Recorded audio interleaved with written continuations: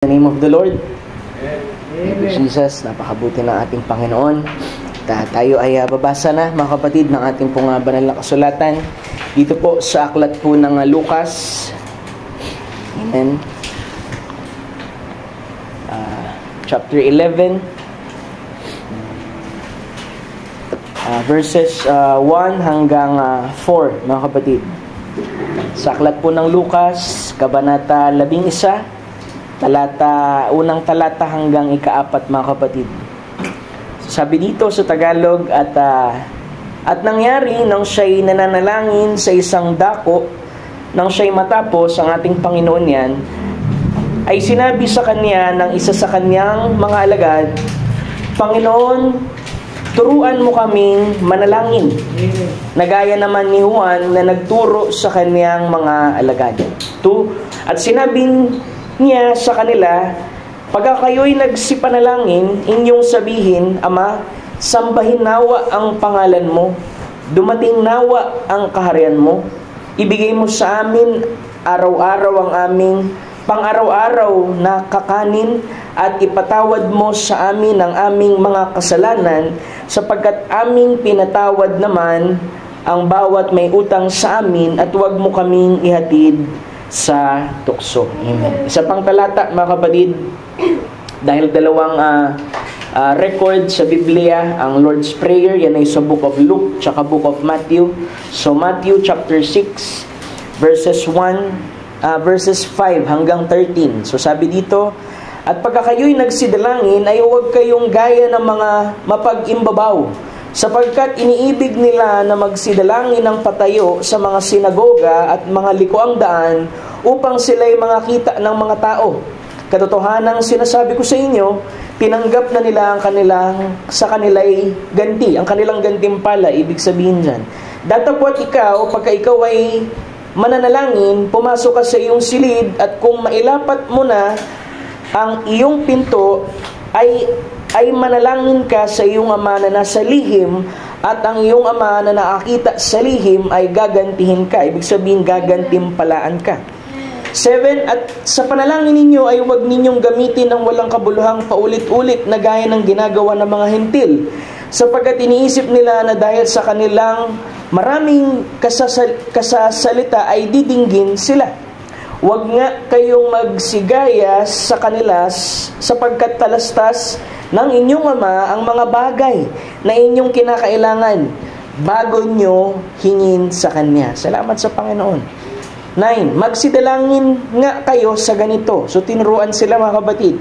Ama namin na nasa langit ka, sambahin nawa ang pangalan mo, dumating nawa ang kaharian mo, gawin nawa ang iyong kalooban kung paanong sa langit ay gayon din naman sa lupa. Ibigay mo sa amin ngayon ang aming kakanin sa araw-araw, at ipatawad mo sa amin ang aming mga utang, gaya naman namin na nagpatawad sa mga may utang sa amin. At huwag mo kaming ihatid sa tukso, kundi iligtas mo kami sa masama, sapagkat sa iyo ang kaharian at kapangyarihan at kaluwalhatian magpakailanman siya nawa, mga kapatid. Amen. Tayo manalangin. Ang Diyos ang patuloy na magpala sa kanyang mga salita. Dear Lord Jesus, once again, narito kami, Lord, sa tanghaling ito, Panginoon. May buong pagpapasakop, Panginoon, sa ilalim ng iyong presensya, na wala kaming ibang nais, Lord, sa umagang ito, kundi ang marinig ka, makatagpo ka namin, Panginoon. Ibalik namin ang pasasalamat, ang pagsamba at papuri.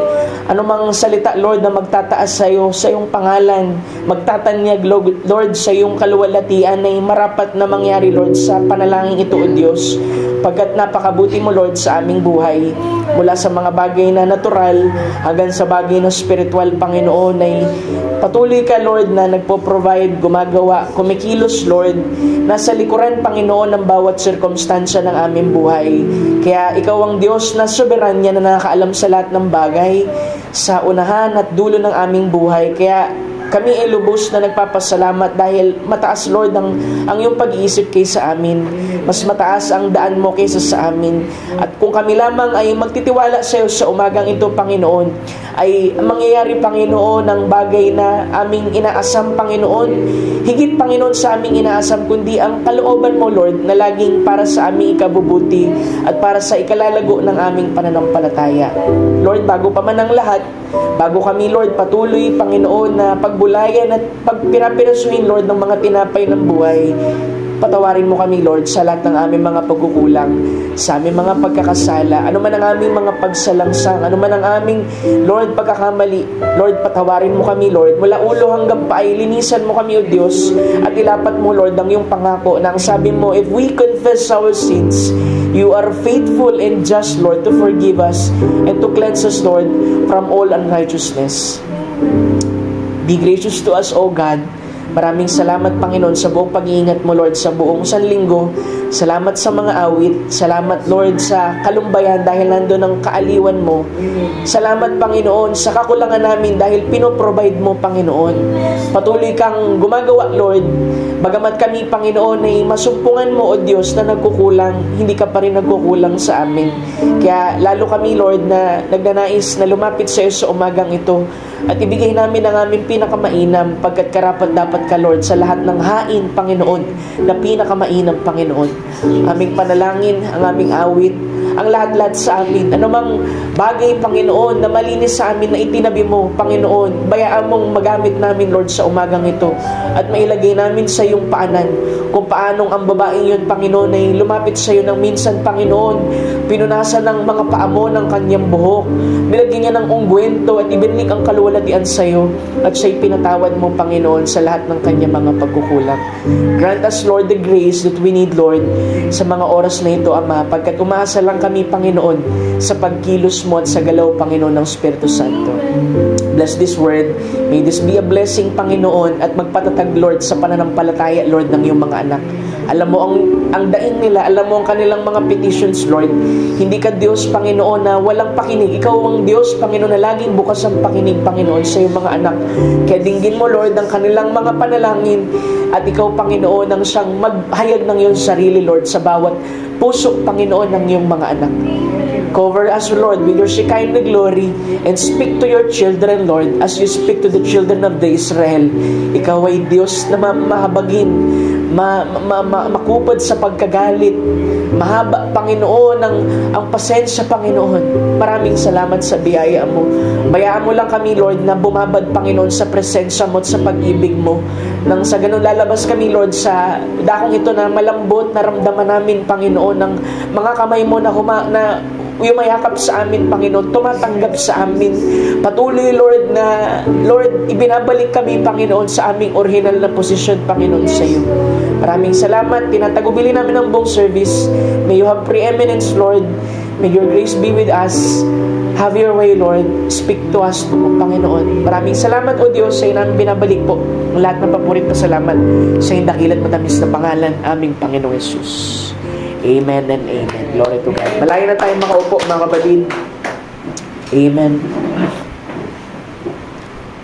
Jesus, salamat sa Panginoon. Minsan pa ay pagpalang umaga po sa bawat isa. Mabilis yung oras. Tulungan tayo ng ating Panginoon. Huwag kayong mag-alala. Pauunahan ko na kayo na part 1 po ito, mga kapatid. ng mensahe natin sa umagang ito na actually, matagal ko nang nais na ipanalangin, i-preach to, mga kapatid. Pero gaya ng lagi kong sinasabi sa inyo, tayo ay naghihintay ng signal ng Panginoon, inspiration, pagkat ang Panginoon naman talaga ang totoong nangangaral sa atin, mga kapatid. Amen. So nawa, ang mensaheng ito ay higit na magbigay linaw, mga kapatid, sa bawat katanungan at mga bagay, mga kapatid, na ikalalago sa ating pananampalataya sa ating Panginoon. So, singit ko lang saglit. Mamaya, mag-meeting lang tayo ng konti patungkol sa camp at yung youth service fellowship meron po sa Wednesday. So, kung available tayo, mga kapatid, at may kagalakan tayo, ay mamaya pag-usapan din natin at makadalong bawat kabataan, mga kapatid. Amen. Dahil kakaunti lang yung mga ganyang pagkakataon tuwing mga holidays, I encourage na makadalo tayo.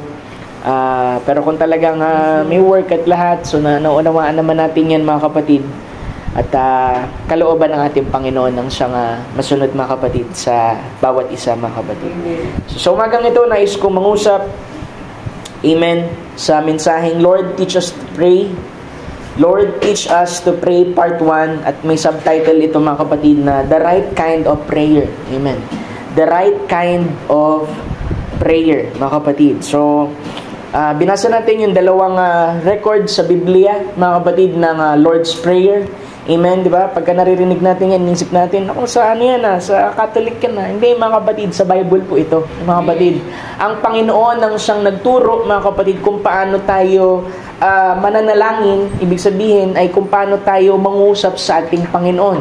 Isipin mo, kung ilalagay natin ang ating sarili bilang kung ano tayo sa natural na kalagayan natin, tayo po ay nasa laman. Tayo'y tao mga kapatid, at ang ating kinakausap, dinadalanginan mga kapatid ay isang Diyos na banal mga kapatid, mas mataas sa atin, dakila, ang manlilika mga kapatid. Kaya marapat na balikan natin mga kapatid yung ating pamamaraan ng pananalangin, pagkat napakalaking bagay mga kapatid ng panalangin para sa isang mananampalataya sa ating Panginoon.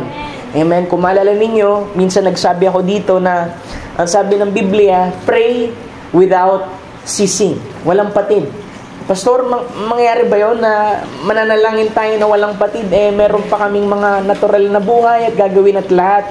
So, ibig sabihin ng pray without ceasing mga kapatid, hindi po yan ibig sabihin na talagang mula Monday hanggang mag-start yung service ng Sunday, mga kapatid, ay tuloy-tuloy yung panalangin mo mga kapatid na para bang walang patid.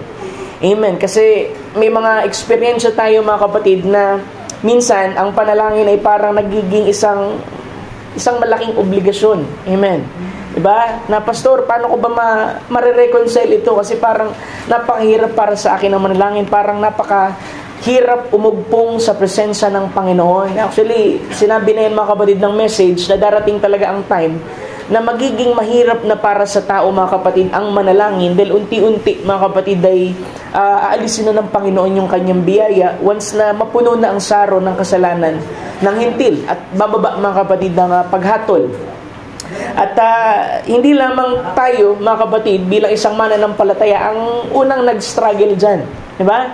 Kasi ang scripture din, mga kapatid, alam mo, ang salita ng ating Panginoon ay hindi lamang nagtuturo ng mga malalim na bagay o nagpapakita ng kaluwalhatian ng ating Panginoon, kundi ang Biblia mismo ay nagtuturo na ang tao ay may kahinaan, may kakulangan, at sila'y lumalapit sa ating Panginoon upang tanungin ng isang bagay, hilingin ng isang bagay sa ating Panginoon o isang paglilinaw mga kapatid, at narito ang ating Panginoon upang tumugon mga kapatid dun po sa pangangailangan po na yun.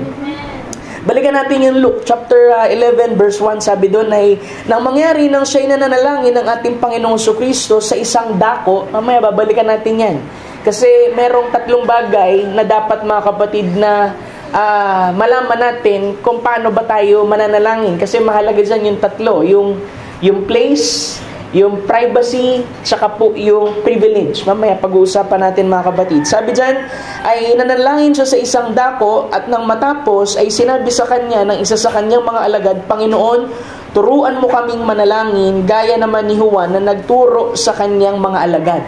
So nagkaroon sila ng reference dyan mga kapatid na nakita nila ang ating Panginoon na laging humihiwalay sa karamihan at siya'y nananalangin. Ang paborito niyang lugar mga kapatid, yung Mount of Olive mga kapatid, at humihiwalay siya sa karamihan mga kapatid at nananalangin siya doon, nagko-commune siya mga kapatid sa Ama upang hindi rin mga kapatid yung connection, yung fellowship, at ma-restore mga kapatid yung pong sabihin natin virtue na nawala sa kanya, dahil hindi biro ang ministry ng ating Panginoon nung siya ay nag-ministry for 3.5 years. Dahil ang ministry niya talaga mga kapatid ay naglalabas ng virtue. Diba?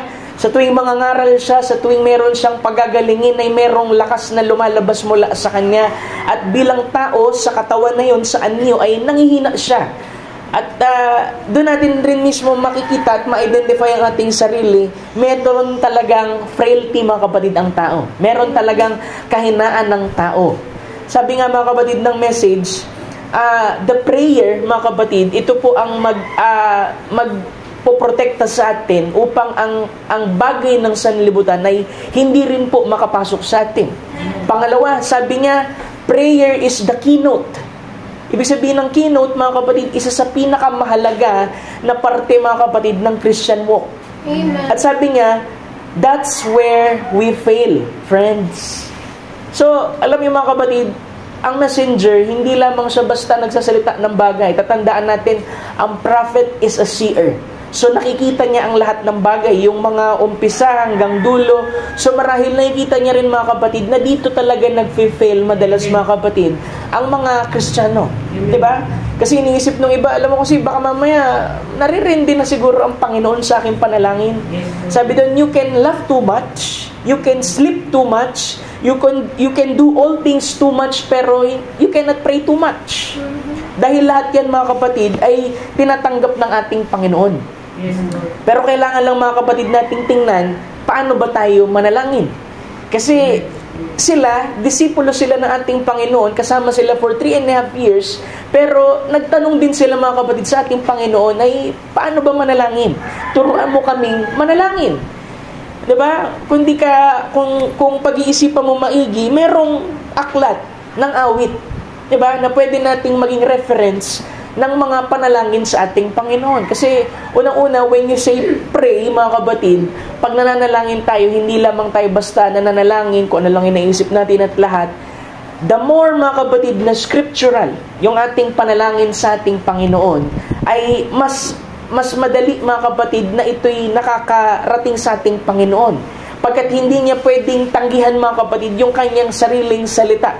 Kaya kung gusto niyo, mga kapatid, na yung panalangin ninyo ay maging epektibo. Kasi, pastor, meron bang panalangin na hindi epektibo? Meron. Kung hindi tayo tutugma o lalapat, mga kapatid, dun sa tinuturo po ng Biblia. Diba, minsan inisip natin, alam mo, tagal ko na nalangin, pastor, pero hindi tinutugon ng Panginoon. So, merong mga circumstance yun, mga kapatid, kung bakit hindi po tinutugon. Kasi ang Panginoon lagi siyang tumutugon. Amen. Kaya lang, hindi tayo kontento doon sa tugon ng ating Panginoon.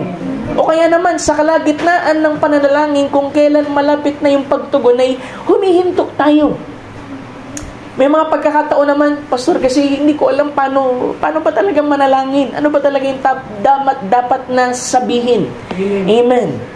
So sabi niya dyan, mga kapatid, nakita nila si John the Baptist, mga kapatid, na nagturo dun sa kanilang disciple. Pag sinabi mong disciple, minister yan, mga kapatid. Kaya nung makita nila, mga kapatid, ang Panginoon na yung nagturo. Kaya babasahin niyo yung Luke. Alam mo, ang Luke medyo putol ang commentary dyan eh. Kaya kailangan, mga kapatid, pag nagbasa tayo ng Biblia, lalo na pag 4 gospel, mga kapatid, hanapin natin yung kaputol dun sa ibang aklat, mga kapatid. Kaya binasa natin yung Matthew chapter 6, mga kapatid, verses 5 hanggang 13. Pagkat itong buong chapter na ito, mga kapatid, ito po ay part ng sermon ng ating Panginoon on the Mount. Kasi ang Sermon on the Mount ay maraming series po yan. At ang chapter 6 ay nahati, mga kapatid, dun po sa tatlong dinidiinan ng ating Panginoon, yung pagbibigay ng limos, yung pananalangin, at yung pag-aayuno. Pero tayo, mga kapatid, ay didiin po, mga kapatid, dito po sa pananalangin sa ating Panginoon. Diba? Ito ay pag-iimbentaryo ng ating panalangin kasi napakahalaga, mga kapatid, na tama yung ating panalangin sa ating Panginoon. Amen. Tama yung ating motibo, tama yung ating perspektibo sa pananalangin. Ano bang panalangin, pastor? Ang panalangin ay ito'y paghingi, mga kapatid, sa ating Panginoon.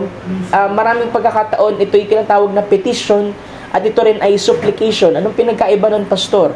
Pag sinabi mong petition, mga kapatid, ito ay more on specific.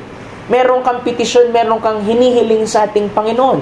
Samantalang ang supplication naman, mga kapatid, o tinatawag na daing ay in general, mga kapatid, na bahagi, mga kapatid. So Matthew chapter 6, verse 5, sabi dito, pagka kayo'y nagsisidalangin, ay huwag kayong gaya ng mga mapagpaimbabaw. Yung mapag-imbabaw, mga kapatid, is hypocrite, sabi ng ating Panginoon. Dahil yan yung isa sa mga ayaw ng ating Panginoon. Dahil unang-una, ang pinaka-picture ng mga hypocrite sa panahon niya, mga kapatid, ay yung mga Sadducees, mga Pharisee, mga kapatid. Na ang sabi doon ay binigyan tuon na, mga kapatid, ng, para sa mga disipulo na manalangin. Diba? Na itong pananalangin, mga kapatid, ay isang bagay para malaman natin ang kalooban ng ating Panginoon. May handa tayo dun sa mga bagay na ipagkakaloob sa atin ng ating Panginoon. At paghingi din ng karunungan, wisdom, mga kapatid, para sa isang bagay na marahil ay pinagpapasahan natin, mga kapatid. Sabi dito, binigyan ng tuon para sa mga disipulo na manalangin. Diba? Kaya nga sinabi, pagka kayo'y nagsidalangin ay huwag kayong paimbabaw gaya ng mga Pariseo. Inihayag niya na kailangan maging masigasig sila na naganapin ang tungkuling ito na katanggap-tanggap sa Diyos. Diba? Na pagka binasa mo, mga kapatid, yung pong aklat, mga kapatid, ng Acts, sa time, mga kapatid, ni Paul, mga kapatid, mababasa natin yan sa Acts chapter 9, verse 11, mga kapatid, na ito yung panahon na kinatagpo ng ating Panginoon si Saul dun sa Damasco, mga kapatid, at ang sumunod na mga eksena dito ay nangusap ang Panginoon kay Ananias, na isang minor prophet, mga kapatid, sa panahon na yon, at tagasunod ng ating Panginoon Jesucristo, na nagsasabi, ang Panginoon, sabi niya kay Ananias, magtindig ka at pumaroon sa langsangan na tinatawag na Matuwid, at at pagtanong mo sa bahay ni Judas ang isa sa mga nagngangalang Saulo, lalaking taga-Tarso, sapagkat narito siya'y nananalangin. So, tingnan niyo yung mga kapatid, yung order ng scripture, mga kapatid. Si Pablo ay persecutor ng early church, mga kapatid. Pero nung dumating yung appointed time niya, na-imit siya ng ating Panginoon dun sa Damasco, mga kapatid, ang sabi dun sa, pag binasa mo yung Acts chapter 9, mga kapatid, verse 9, pag tinaas niyo ulit, di ko nabubuksan, ang sabi dun, matapos niyang mamit ang ating Panginoon dun, hindi siya kumain. Hindi siya uminom. So, anong ibig sabihin nun? Nag-ayuno siya dun. Kasi kung maalala ninyo, nung siya'y nadapa, mga kapatid, ang sabi ng Panginoon sa kanya nung tinig, Saulo, Saulo, bakit mo ko inusig? Sabi niya, sino ka baga, Panginoon? Sabi niya, ako si Jesus na yung inusig. Kaya, mga kapatid, meron marahil conviction at work of grace, mga kapatid, sa buhay ni Pablo.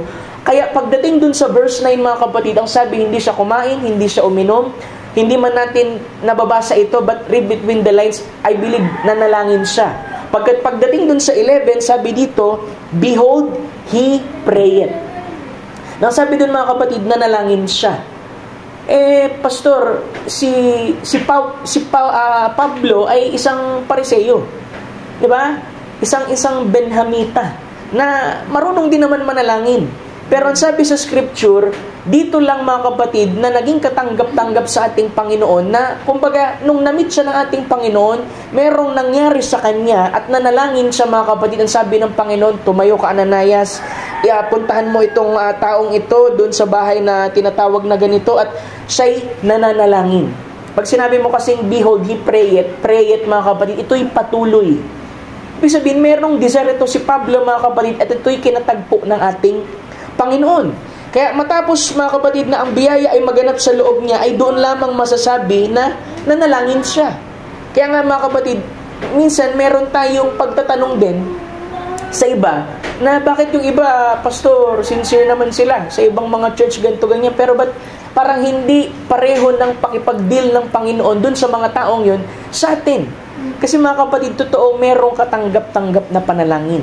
Pangalawa, papasok din naman dun, mga kapatid, yung covenante. Ano yung covenante? Siyempre, mga kapatid, meron tayong mga covenante, 'di ba? Merong foolish virgin, merong weekend, merong prom bride. So dun yun papasok. Kaya nga, alam mo, mga kapatid, yung pagpili ng ating Panginoon ay tandayan ng kanyang pag-ibig. Kaya dapat na-appreciate natin yan, mga kapatid.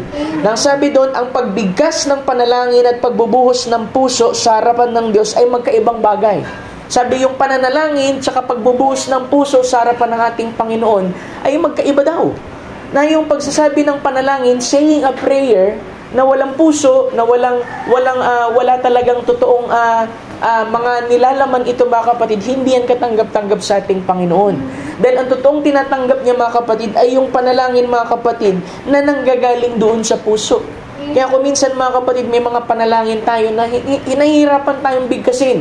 Pero sabi, nandoon ng Espiritu na tumutulong sa atin upang maipanalangin natin yung mga bagay na marapat na maipanalangin natin sa ating Panginoon. Ang Espiritu ang siyang tumutulong upang maipanalangin natin yung dapat nating maipanalangin sa ating Panginoon. Pagkat yung Spirit na yun, mga kapatid, walang iba ang ating Panginoong Jesucristo din yun eh. Diba? Kaya minsan may nagtatanong, sabi dun kung magkaiba yung ama tsaka yung anak, bakit nananalangin sa Getsemani ang Panginoong Jesucristo? Diba? Sabi, tanong din niya pabalik, ikaw ba, ba't ka nananalangin kung sinasabi mong nasa iyong Espiritu Santo? Diba? Kasi mga kapatid, ang Panginoon, hindi natin siya pwedeng ikulong sa isang kahon.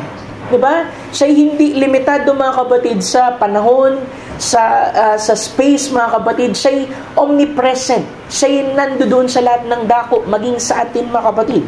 Na ang panalangin ay pagpapahayag ng pangangailangan at pag-asa at hindi ito maaring may ugnay sa kaisipan ng kapalaluan at pagmamataas ng sarili. Diba? Yung panalangin daw, mga kapatid, ay pagpapahayag ng pangangailangan at pag-asa at hindi mo yan may ugnay sa isang tao, mga kapatid, na merong pride, mga kapatid, tsaka po yung tinatawag, mga kapatid, na self-complacency. Diba?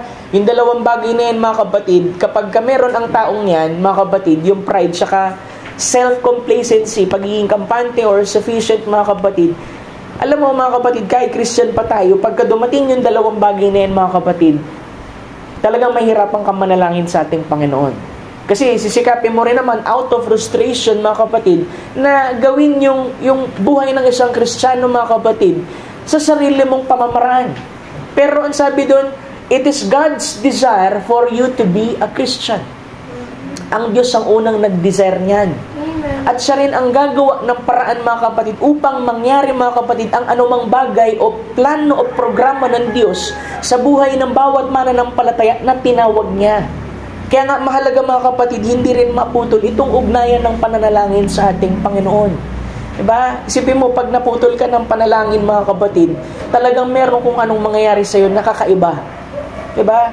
Minsan, may mga Kristiyano, mga kapatid, na napufrustrate sila sa lakad nila sa ating Panginoon. Pero ang sabi doon, ay balikan mo kung ano yung bagay na naiwaglit mo bago nangyari yung isang bagay. Kasi hindi pwedeng mag-cause ng isang bagay sa buhay mo kung wala itong ugat, mga kapatid, kung wala itong pinanggalingan. Kaya ang sinasabi ng prophet ay, that's where we fail. Minsan, pagpagod na tayo, diba? Sabi nga nung iba, pagka hihiga na, thank you Lord, amen. Diba? Sometimes we're guilty. Amen. Even a pastor is guilty. Sa sobrang pagod. Mga kapatid. Amen. Pero kailangan matutunan natin paano ba manalangin. Diba? Kailangan ba, pastor, sobrang haba? Kailangan ba, pastor, parang kagaya sa'yo na medyo malalim? Alam mo, mga kapatid, ang Diyos ay kayang umintindi ng panalangin kahit nga hibik eh. Amen. Diba? Yung di mo masabi, alam ng Panginoon yan. Mamaya himayin natin yung scripture, mga kapatid. Diba, yung hypocrite kasi sabi ng ating Panginoon, wala naman sa ibang tinuturo dyan, hindi yung Christian, ang tinuturo niya, yung mga Pharisee. Minsan kasi may mga nagbabasa ng scripture, overly condemn sila kasi piniplace nila yung kanilang sarili dun sa scripture na hindi para sa kanila. Ang tinuturo ng ating Panginoon dyan, yung mga Pharisee. Sabi dun ay Matthew 23:14, "Saaban ninyo ng mga eskrib at mga pariseo na mga mapag-imbabaw, sapagkat sinasakmal ninyo ang mga bahay ng babaeng bao at inyong dinadahilan ng mahabang panalangin, kaya't na magsisitanggap kayo ng lalong mabigat na parusa." Kasi unang-una, yung picture, mga kapatid, na yan, yung mga Pharisee, gusto nila na nanalangin sila in public upang ma-recognize sila ng ibang tao na holy sila, na sila'y mataas ang kanilang estado, mga kapatid, doon po sa community, na sila'y pariseo at saduceo. Pero mga kapatid, alam ng Diyos ang puso ng tao. Sabi dito, Luke, mga kapatid, chapter 12, verse 1, sabi niya, "Samantalang nangagkakatipon ng libo-libong tao na anupat nagkakayakapan sila ay nagpasimula siyang magsalita ang ating Panginoon muna sa mga alagad na mag-ingat kayo sa libadura ng mga pariseo na ito'y pagpapaimbabaw nga." Sabi niya, maingat kayo dun sa libadura. Diba? Ang libadura ay nagpapaalsa. Ito'y pagpapakita, mga kapatid, ng isang bagay na idinadagdag sa iyo, pero ang katunayan ay hindi ka naman ito. Diba? Kaya nga, mga kapatid, sabi ko dito, mas mainam ang karakter kesa sa reputation. Kasi ang tao, mga kapatid, sa natural, gusto niyan maganda yung kanyang reputation. Pero alam mo, pinipili ng Diyos yung walang reputasyon. Yung pinakamababang reputasyon. Nang sa ganun, mailagay niya yung reputation ng salita, mga kapatid, dun po sa taong iyon, mga kapatid. Dahil alam niyang hindi yun magmamalaki sa ating Panginoon. Amen. Amen. Tuloy natin, mga kapatid. Matthew 6, sabi niya, Jesus was not condemning the posture of standing in prayer or the prayer or to pray in public, but the motive and the manner of prayer. Diba? Unang-una, hindi naman tinutuligsa ng ating Panginoon yung mga taong nananalangin sa public place. O kaya yung kung paano sila tumayo at manalangin doon, kundi, mga kapatid, yung motibo at yung paraan ng pananalangin. Diba? Kasi ba't ba tayo nananalangin? Unang-una, pagka nananalangin tayo kahit sa loob ng church, ang piniplease natin, mga kapatid, ay walang iba kundi ang ating Panginoong Jesucristo. At nangungusap tayo mula sa ating puso nang sa ganun ay makaugnay tayo sa Kanya. Diba? Aminin natin o hindi, alam natin sa ating mga puso, sa ating sarili, yung ating personal na panalangin, alam natin kung ito ba'y nakakaugpong, mga kapatid, dun po sa trono ng biyaya ng ating Panginoon o hindi. Diba? Pag nanalangin tayo, minsan satisfied tayo, minsan hindi tayo satisfied. Satisfied tayo kasi nakaabot tayo sa presensya, dissatisfied tayo kasi alam natin there's something wrong. Kaya mahalaga, mga kapatid, mahanap natin yung tatlong bahagi na sinasabi ko kanina, yung place, yung privacy, tsaka po yung privilege. Dadaanan natin mamaya. So sabi dyan, mga kapatid, kasi ang ating Panginoon nanalangin din in public di ba? Nung mabubuhay, mga kapatid, si Lazarus, di ba sabi niya, pinasasalamatan kita, Ama, dahil dininig mo aking panalangin. So, hindi yun ang kinukondem ng ating Panginoon. Sa Book of Acts, si Pablo, mga kapatid, ay sa harap nung kanilang sasakyang barko, ay nanalangin din, pinasalamatan yung tinapay. So, hindi yun yung kinukondem. At ang sabi sa Timothy, mga kapatid, sabi, ibig ko nga ang mga tao'y magsipanalangin sa bawat dako, so ibig sabihin, sa ang mang lugar, na iniunat ng kanilang mga kamay na banal na walang galit at pakikipagtalo. Ba yun ang gusto ng Diyos? Na sabi ay, I will therefore that men pray everywhere, lifting up holy hands without wrath and doubting. Siyempre, pag nananalangin ka sa ating Panginoon, dapat wala ring doubt. Sabi Scripture, di ba? Silang lumalapit sa ating Panginoon ay dapat may pananampalataya at naniniwala na yung kanilang nilalapitan, Diyos, mga kapatid, na tagapagbigay gantimpala doon sa mga masikap, masigasig na nagsisihanap sa Kanya. Sa aklat ng Hebrews, mga kapatid. Amen. Ecclesiastes chapter 5. So, medyo mag-expository tayo, mga kapatid. Ecclesiastes chapter 5, verses 1 to 2. Dito tayo, mga kapatid, kumbaga, mag-examine, mga kapatid. Sabi dito, sa English, basahin ko muna sa English, keep thy foot when thou goest to the house of God, and be more ready to hear than to give sacrifice of fools, for they consider not that they do evil. Sabi, ay ingatan mo ang iyong mga paa pagka ikaw ay napasa sa bahay ng Diyos, kasi yan ang Old Testament. Pero pag tayo nangusap sa New Testament, mga kapatid, ang house of prayer ay kung saan nagkakatipon yung mga mananampalataya. Sabi doon ay, ingatan mo ang iyong paa pagka ikaw ay napasa sa bahay ng Diyos, sapagkat ang paglapit upang makinig ay maigi kaysa magbigay ng hain ng mga mangmang, sapagkat hindi nila nalalaman na sila'y nagsisigawa ng kasamaan. Diba sabi, maging maingat ka. Sa ibang translation sabi, mag-ingat ka sa kilos mo kung pupunta ka sa templo ng Diyos, at mas mabuting pumunta ka roon na handang sumunod. Ibig sabihin kasi ng makinig. Kaysa maghandog na gaya ng paghahandog ng isang mangmang na hindi alam kung ano ang mabuti at masama. So, mas mainam, mga kapatid, yung pakinig talaga, mga kapatid. Kasi sabi, faith cometh by the hearing of word of God. Amen. 2, mga kapatid, sabi, ay huwag kang, sa English, be not rash with thy mouth, and let not thine heart be hasty to utter anything before God, for God is in heaven, and thou upon earth, therefore let thy words be few. Sabi ay huwag kang pabigla-bigla ng iyong bibig, at huwag kang magmamadali magmadali ang iyong puso na magsalita ng anumang bagay sa harapan ng Diyos, sapagkat ang Diyos ay nasa langit at ikaw ay nasa lupa, kaya't pakauntiin mo ang iyong mga salita. Diba? Sa pinakamas malinaw na pagpapaliwanag ay huwag kang pabigla-bigla sa pagsasalita. Mag-isip ka muna ng mabuti bago ka mangako sa Diyos, at tandaan mo na ang Diyos ay nasa langit, ikaw ay nandito sa lupa, kaya mag-ingat ka sa pagsasalita.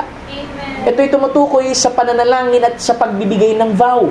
Kasi pag binasa mo pa yung ibang talata sa Ezekiel, mga kapatid, hindi mo pwedeng sabihin nag-vow ka tapos hindi ko pala sinasadya yun. Hindi mo pwedeng sabihin sa anghel na hindi mo sinasadya ito, because God will hold you responsible doon sa vow na sinabi mo.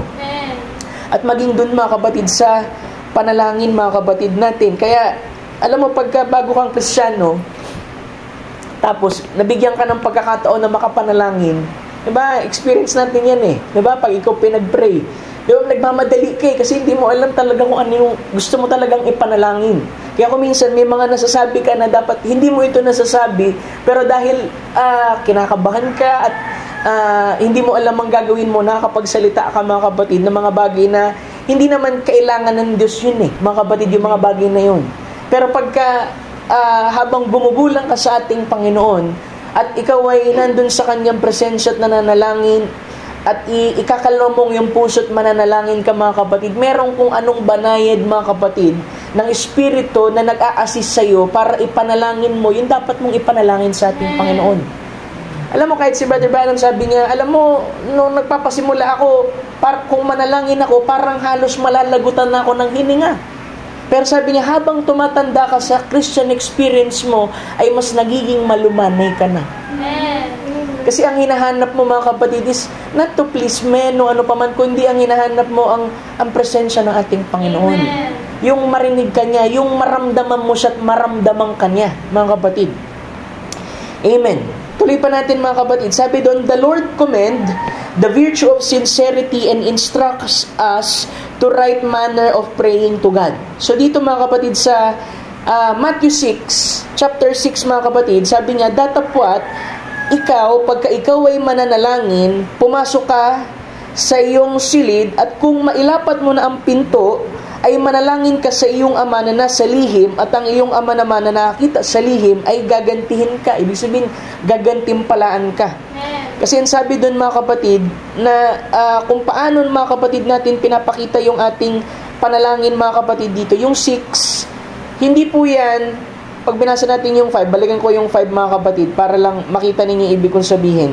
Yung 5, ang sabi niya dyan ay huwag kayong manalangin na gaya ng mga hipokrit, yung mga Fariseo, na mahal nilang manalangin ng nakatayo dun sa mga sinagoga at mga likuang daan na gusto nilang makita ng tao. Pero sinasabi ko sa iyo ay tinanggap na nila ang kanilang gantimpala. Pero pagdating dun sa 6, mga kapatid, ang sabi, datapwat, pagka ikaw ay mananalangin, pumasok ka sa iyong silid, at kung mailapat mo ng iyong pinto, ay manalangin ka sa iyong ama na nasa lihim, at ang iyo naman ama na nakakita sa lihim ay gagantihin ka. Minsan, mali ang interpretation ng iba dito, mga kapatid, na para bang mas pinahalagahan ng Diyos yung pong private prayer. Diba? Kasi meron tayong tinatawag, mga kapatid, na public prayer tsaka po private prayer. Pag sinabi mong public prayer, ang example niyan, mga kapatid, for example, pinag-lead ka, mga kapatid, ng pastor ng panalangin, opening prayer, o sa tithes, o ano pa man, yun yung public prayer kasi nasa congregation kayo, mga kapatid. Pero pag sinabi mong private prayer, mga kapatid, ito po yung sarilinan mong panalangin, mga kapatid, na kapag ikaw ay mag-isa na lang at nagkukumin sa ating Panginoon. At hindi natin to pwedeng paghaluin. Ang sabi doon, hindi mo pwedeng ang private prayer mo, public prayer. Hindi pwedeng yung private prayer mo, ilalagay mo sa public, mga kapatid.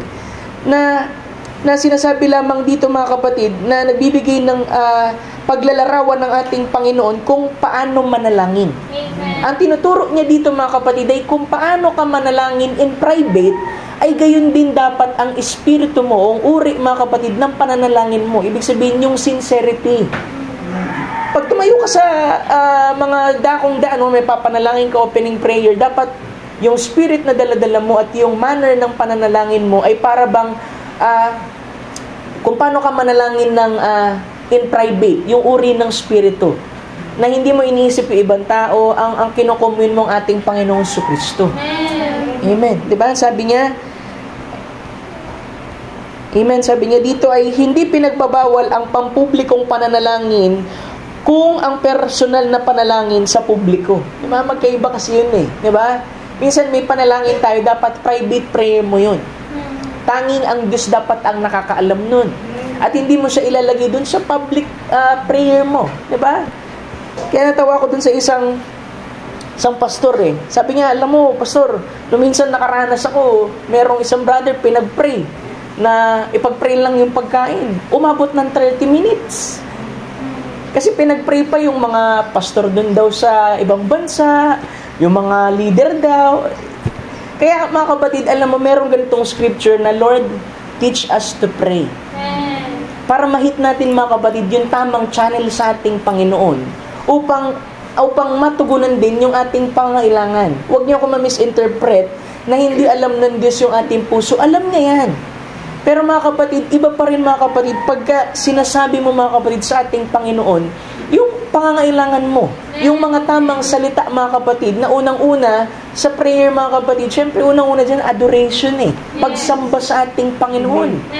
Diba? Ibinibigay mo yung papuri, yung respect, yung reverence, yung kanyang kabutihan, dinadakila mo siya.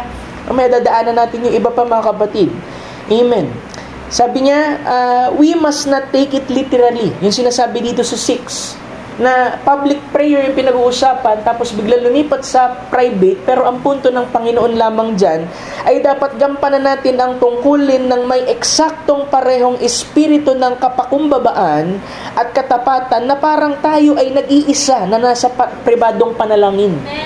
Yung quality dapat ng prayer, sabi dun, pagka nandun ka sa public prayer, ay quality, kung paano yung quality ng spirito mo, ng attitude mo, ng posture mo mga kapatid, kung paano ka manalangin ng saralinan.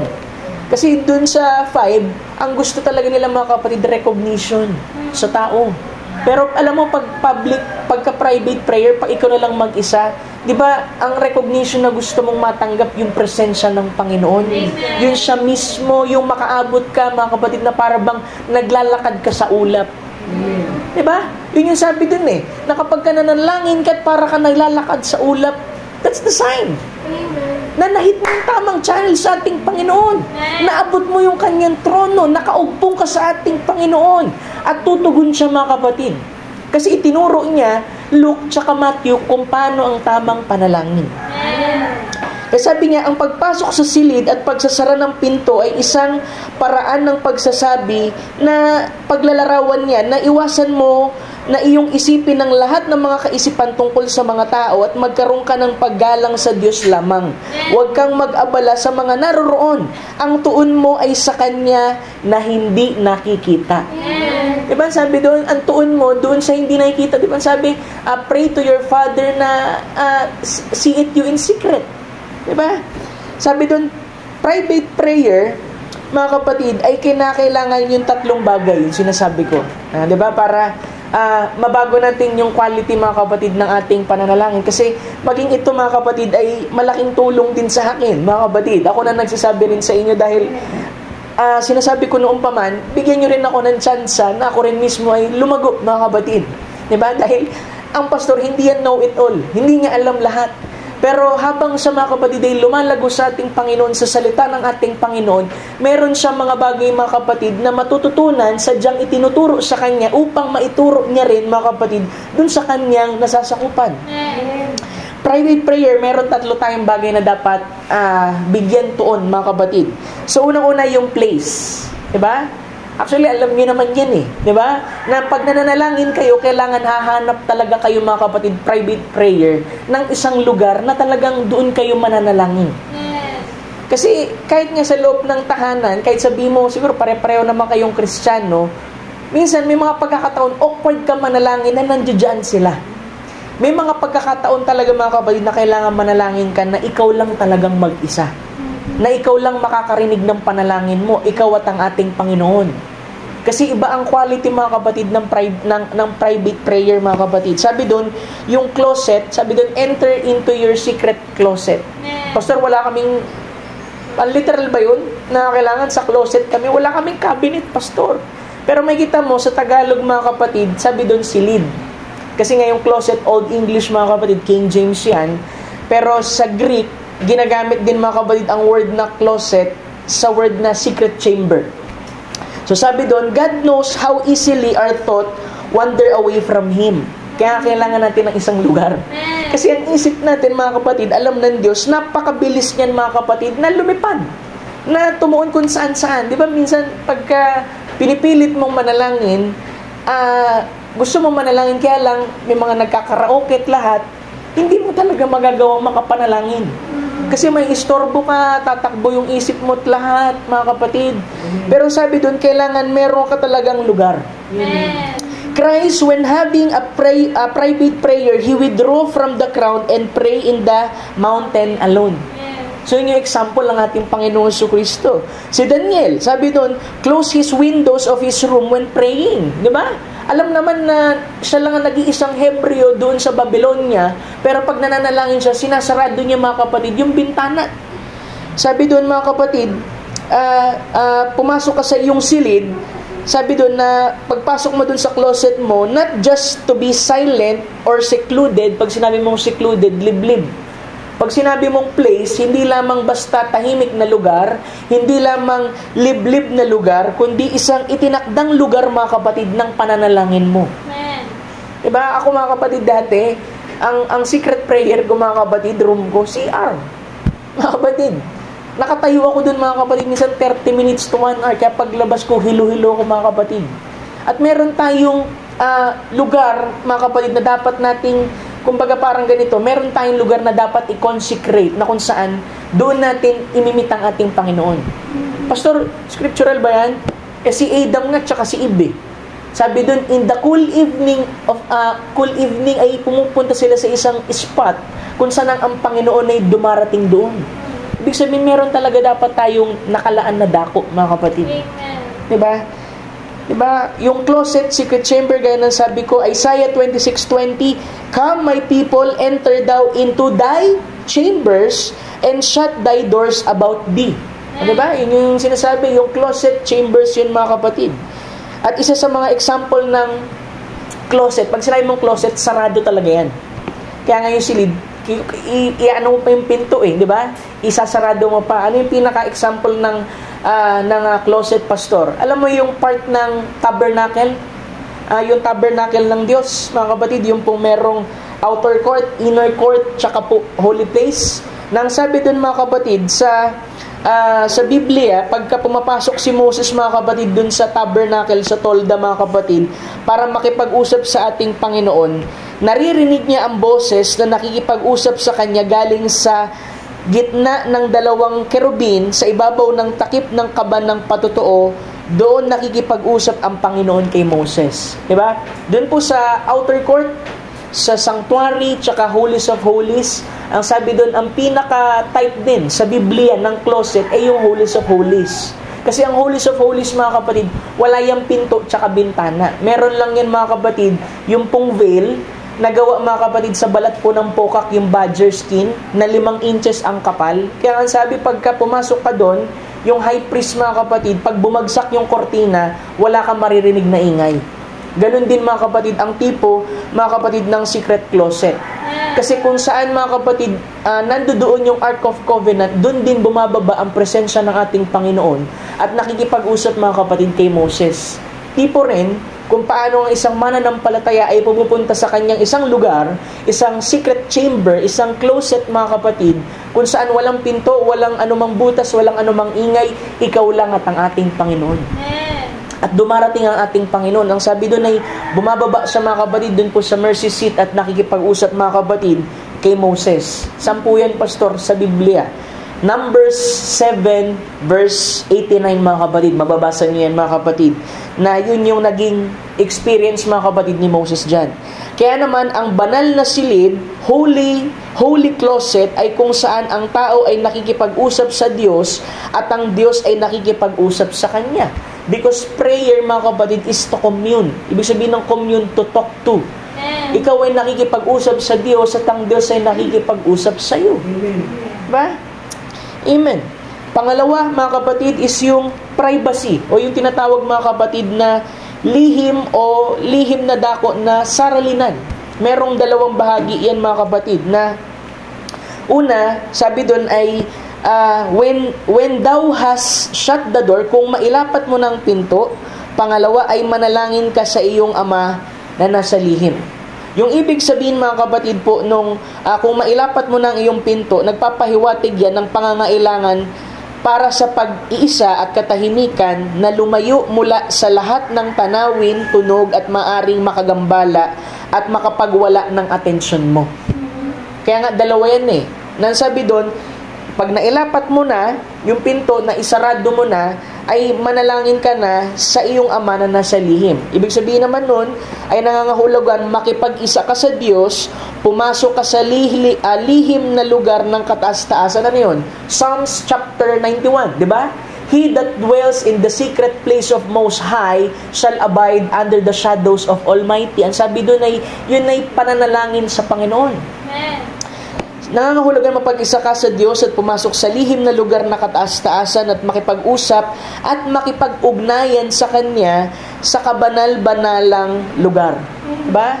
Walang iba yan sa presensya niya. Kasi wala nang Holies of Holies eh. Dahil yung Holies of Holies sa Old Testament, hinapak na ng Panginoong Jesucristo yan nung siya'y nabayubay sa krus. Bakit niya ba hinapak yan, Pastor? Kasi nga, high priest lang ang pwedeng pumasok doon. Ngayon, since nahati na, nakita na, mga kapatid, yung kabuuan tanawin dun sa Ark of Covenant, ang lahat ay pwede nang tumingin dun at makapasok. Dahil nagawa ng mailagay, mga kapatid, yung hain ang ating Panginoong Jesucristo, mga kapatid. Sabi niya pa, datapwat pagka ikaw ay manalangin, pumasok kayo sa iyong silid at kung mailapat mo ng pinto ay manalangin ka sa iyong Ama na nasa lihim. Naglalayon nito na itama ang kaisipan ng mga tao na kailangan sa simbahan lang at kapilya ay manatiling bukas araw man o gabi, na yun lamang ang gusaling itinakda para sa relihiyosong gawain at mas malapit ito sa trono ng biyaya kaysa sariling tahanan o anumang lugar. Yung scripture na to ay bumabasag dun sa kaisipan na magiging effective lang ang prayer pagka nasa church o kaya pag nasa kapilya. Sabi nga ng scripture, ninanasa ng Diyos na ang bawat isa ay manalangin kahit saan man na nakataas ang kanilang kamay. Amen. Na pwede kang manalangin kahit sa loob ng iyong tahanan. Amen. Sabi nga ng prophet, mas mainam pa nga daw na makakita siya ng mga mananampalataya na nanalangin ng mas arubdob sa loob ng kanilang tahanan kesa sa loob ng simbahan. Kasi napakalaking ebidensya yun, mga kapatid, kung ano sila, mga kapatid. Amen. Amen. Glory to God. Sabi dyan, pray to thy Father which is in secret, and thy Father which seeth in secret shall reward thee openly. So una, sabi ko kanina, yung place, mga kapatid. Pangalawa, yung privacy. Diba? Una, pili ka talaga ng lugar, itinakdang lugar. Hindi lang basta tahimik, hindi lang masabi mong liblib, walang tao, kundi itinakda, kinonsecrate mo ito. Pangalawa, mga kapatid, yung pong tinatawag na saralinan, ikaw lang talaga dun, mga kapatid. Pangatlo, mga kapatid, yung tinatawag na tawag dito ay yung privilehiyo, mga kapatid. Di ba? Meron bang privilege, meron bang benefit yung panalangin, Pastor? Meron. Imposibleng wala, mga kapatid. Kasi sinabi niya dito na kung manalangin kayo sa iyong Ama na nasa lihim, ang inyong Ama na nakakita sa lihim ay gagantimpalaan ka. Amen. Amen. Sabi niya, dito tayo inaanyayahan na buksan ang ating mga isipan at puso nang malaya sa Kanya na nagmamalasakit sa atin ang ating Panginoon, na ipaalam sa Kanya ang ating mga pangangailangan at mga alalahanin, na ipaalam ang ating mga kahilingan ng may pasasalamat. Diba? Hindi lamang basta kahilingan. Sabi doon, kahilingan na may pasasalamat. Sa English, mga kapatid, ay petitions, mga kapatid, with thanksgiving. Amen. Supplication with thanksgiving. Kasi kapag dumadaing ka lang, ang tawag doon, murmuring.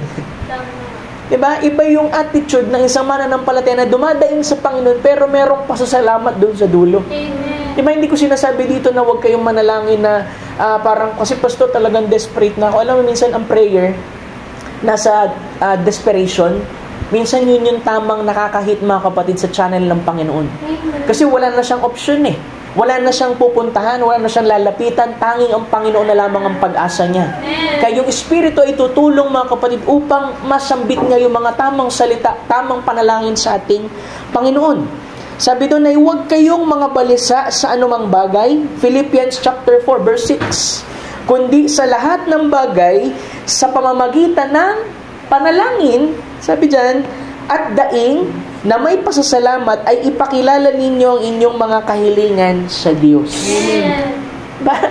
Napakabuti ng Panginoon. Sabi, be careful for nothing, but in everything, by prayer and supplication with thanksgiving, let your requests be made known unto God.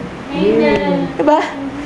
Napakaganda ng pagtuturo. Sabi, manalangin kayo sa inyong Ama na nasa lihim, siya'y hindi nakikita. Diba? Sabi, manalangin kayo sa Amang hindi nakikita. Kasi nga, hindi siya nakikita ng mga mata ng laman na ito, hindi siya nararamdaman, hindi siya nadedeklara ng ating pandama, ngunit isa siyang buhay na katotohanan para sa mga mananampalataya lamang. Diba? Sabi ng iba, alam mo, baliw na kayo, nananalangin kayo, hindi nyo naman nakita yung Panginoon. Para sa inyo, siguro, hibang kami, pero realidad ang Panginoon sa amin. Sabi doon, living reality. Dapat kayong magsumikap na makapasok sa Kanyang presensya, hangarin na makilala siya. Ito yung mga tamang pamamaraan. Diba? Dapat kayong makapasok sa Kanyang presensya, hangarin na makilala siya, at gawin siyang tunay sa ating mga puso at kaluluwa. Diba? Minsan darating tayo dun sa punto natin na, siguro dati napipilitan ka lang mag-church eh. Pero dumating sa punto ng buhay mo, gusto mo nang maging realidad yung naririnig mo lang. Diba? Kung paano mga kapatid si Job, mga kapatid ay dumating sa isang malaking pagsubok, siya'y nakakapagpayo sa iba. Nung siya'y dumating dun sa pinakamadilim na pagsubok ng kanyang buhay, sabi niya, dati naririnig lang kita, pero ngayon ay nakikita na kita. Kasi kailangan maging realidad ang bawat pangangaral, bawat salitang naririnig natin, dahil yun ang gusto talagang gawin ng Panginoon. Na hindi lamang siya mananatiling letra, hindi lamang siya mananatiling kwento, teorya mga kapatid, kundi nais ng Diyos mga kapatid, ihayag ang kanyang sarili sa atin. Amen. Sapagkat siya'y isang tagapagbigay gantimpala sa mga masigasig na naghahanap sa Kanya. Amen. Pag binasa mo yung scripture, sabi doon, diligently seek Him. Ang ibig sabihin ng diligent, mga kapatid, sa Greek, mga kapatid, fodadso, ibig sabihin to make haste. Talagang merong pagmamadali, merong pagsusumigasig, mga kapatid. Kasi minsan, pagka nananalangin tayo, tas hindi naman tumutugon pastor eh. Hindi diligent yung prayer mo. Kaya hindi mo masusumpungan ng Panginoon. Kaya kailangan mga kapatid, mabago yung paraan ng ating pananalangin. Diba sabi Hebrews, for without faith, sabi doon, it is impossible to please Him, for he that cometh to God must believe that He is, na siya ay siya, that He is a rewarder of them that diligently seek Him. Diba? Diba? Kung walang pananampalataya ay hindi maaaring kalugod-lugod sa Kanya. Ang desire natin pag lumalapit tayo sa ating Panginoon, maging kalugod-lugod. Pastor, paano maging kalugod-lugod? Yung di ba kung nagkakasala, hindi ako nagkakamali, sabi dun, sa pamamagitan ng pananampalataya. Hindi sa kung ano mang nararamdaman natin, hindi sa kung ano man ang dinaanan natin, hindi sa kung ano man tayo. Sabi ko nga, hindi tayo sumasamba, hindi tayo naglilingkod, hindi tayo kumikilala sa Kanya dahil karapat dapat tayo. Yes. Kaya tayo kumikilala, sumasamba, naglilingkod kasi alam natin, in the first place, hindi tayo karapat dapat sa ating Panginoon. Amen. Kaya minsan masyado nating, sobrang expectation sa ating sarili kumpara sa iba. Sadyang biyaya lang ang pinagkaiba, mga kapatid. Dahil biyaya ang tumawag sa iyo. Pero kung alisin mo yung biyaya, pwede mong i-compare ang sarili mo sa mga unbeliever eh. Pero may biyaya na umawak sa iyo, tumawag sa iyo, nag-ahon sa iyo, mga kapatid. Kaya kung bakit ka naririto? For it is God's desire for you to be a Christian. Type nyo. Pero sa table nga, mga kapatid.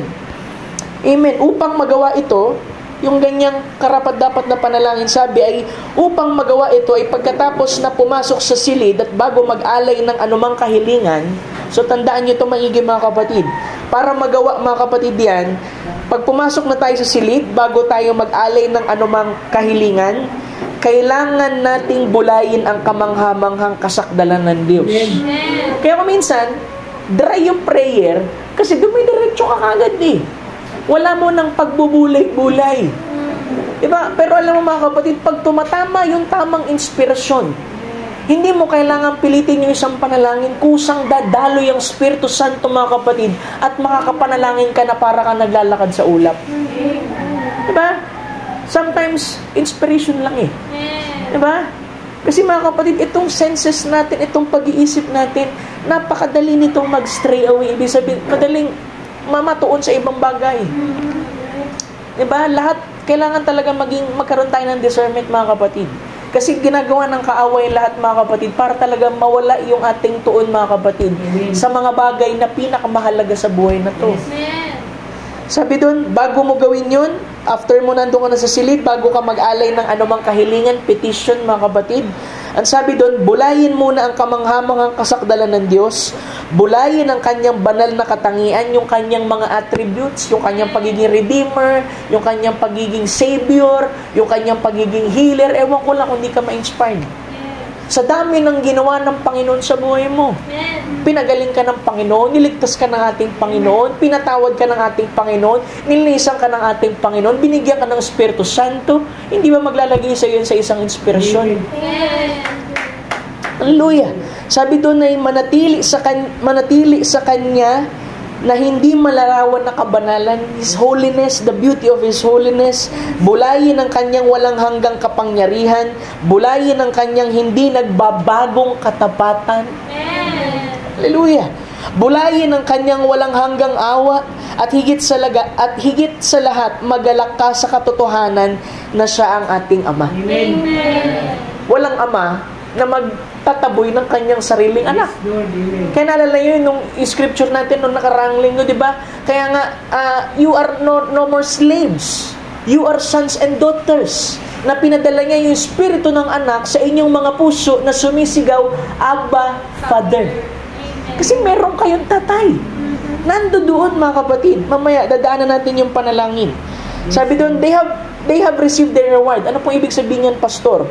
Yung reward nila mga kapatid, yung pong kinreate nilang reputation na kumbaga siguro kung yung mga deceived na tao, sabihin na, ay napakabuti niyan kasi tinan mo, nagpe-pray sa mga daan, talagang yun yung reward nila.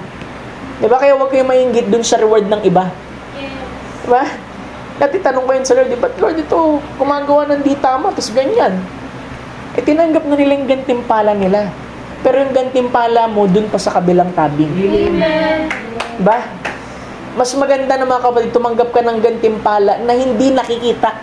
Kasi yung hindi nakikita, yun yung mga bagay na eternal. Mga hindi lumilipas. Mga hindi napapaso. Hindi, mga kapatid, kumukupas, hindi humuhulas.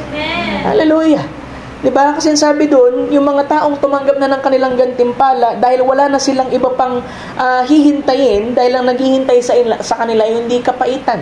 Psalms chapter 17 verse 14, ang mga tao sa sanlibutan ay may bahagi na sa buhay na ito. Kaya huwag kayong mainggit dun sa mga mayaman, ba? Mga lumaki na merong gintong kutsara tinidor sa bibig. Kompleto. Diba? Kasi tinanggap na nila yung gantimpala nila. Amen.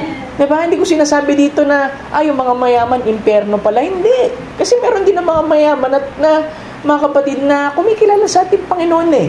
Diba? Alam mo bakit ganun din sila mga kapatid?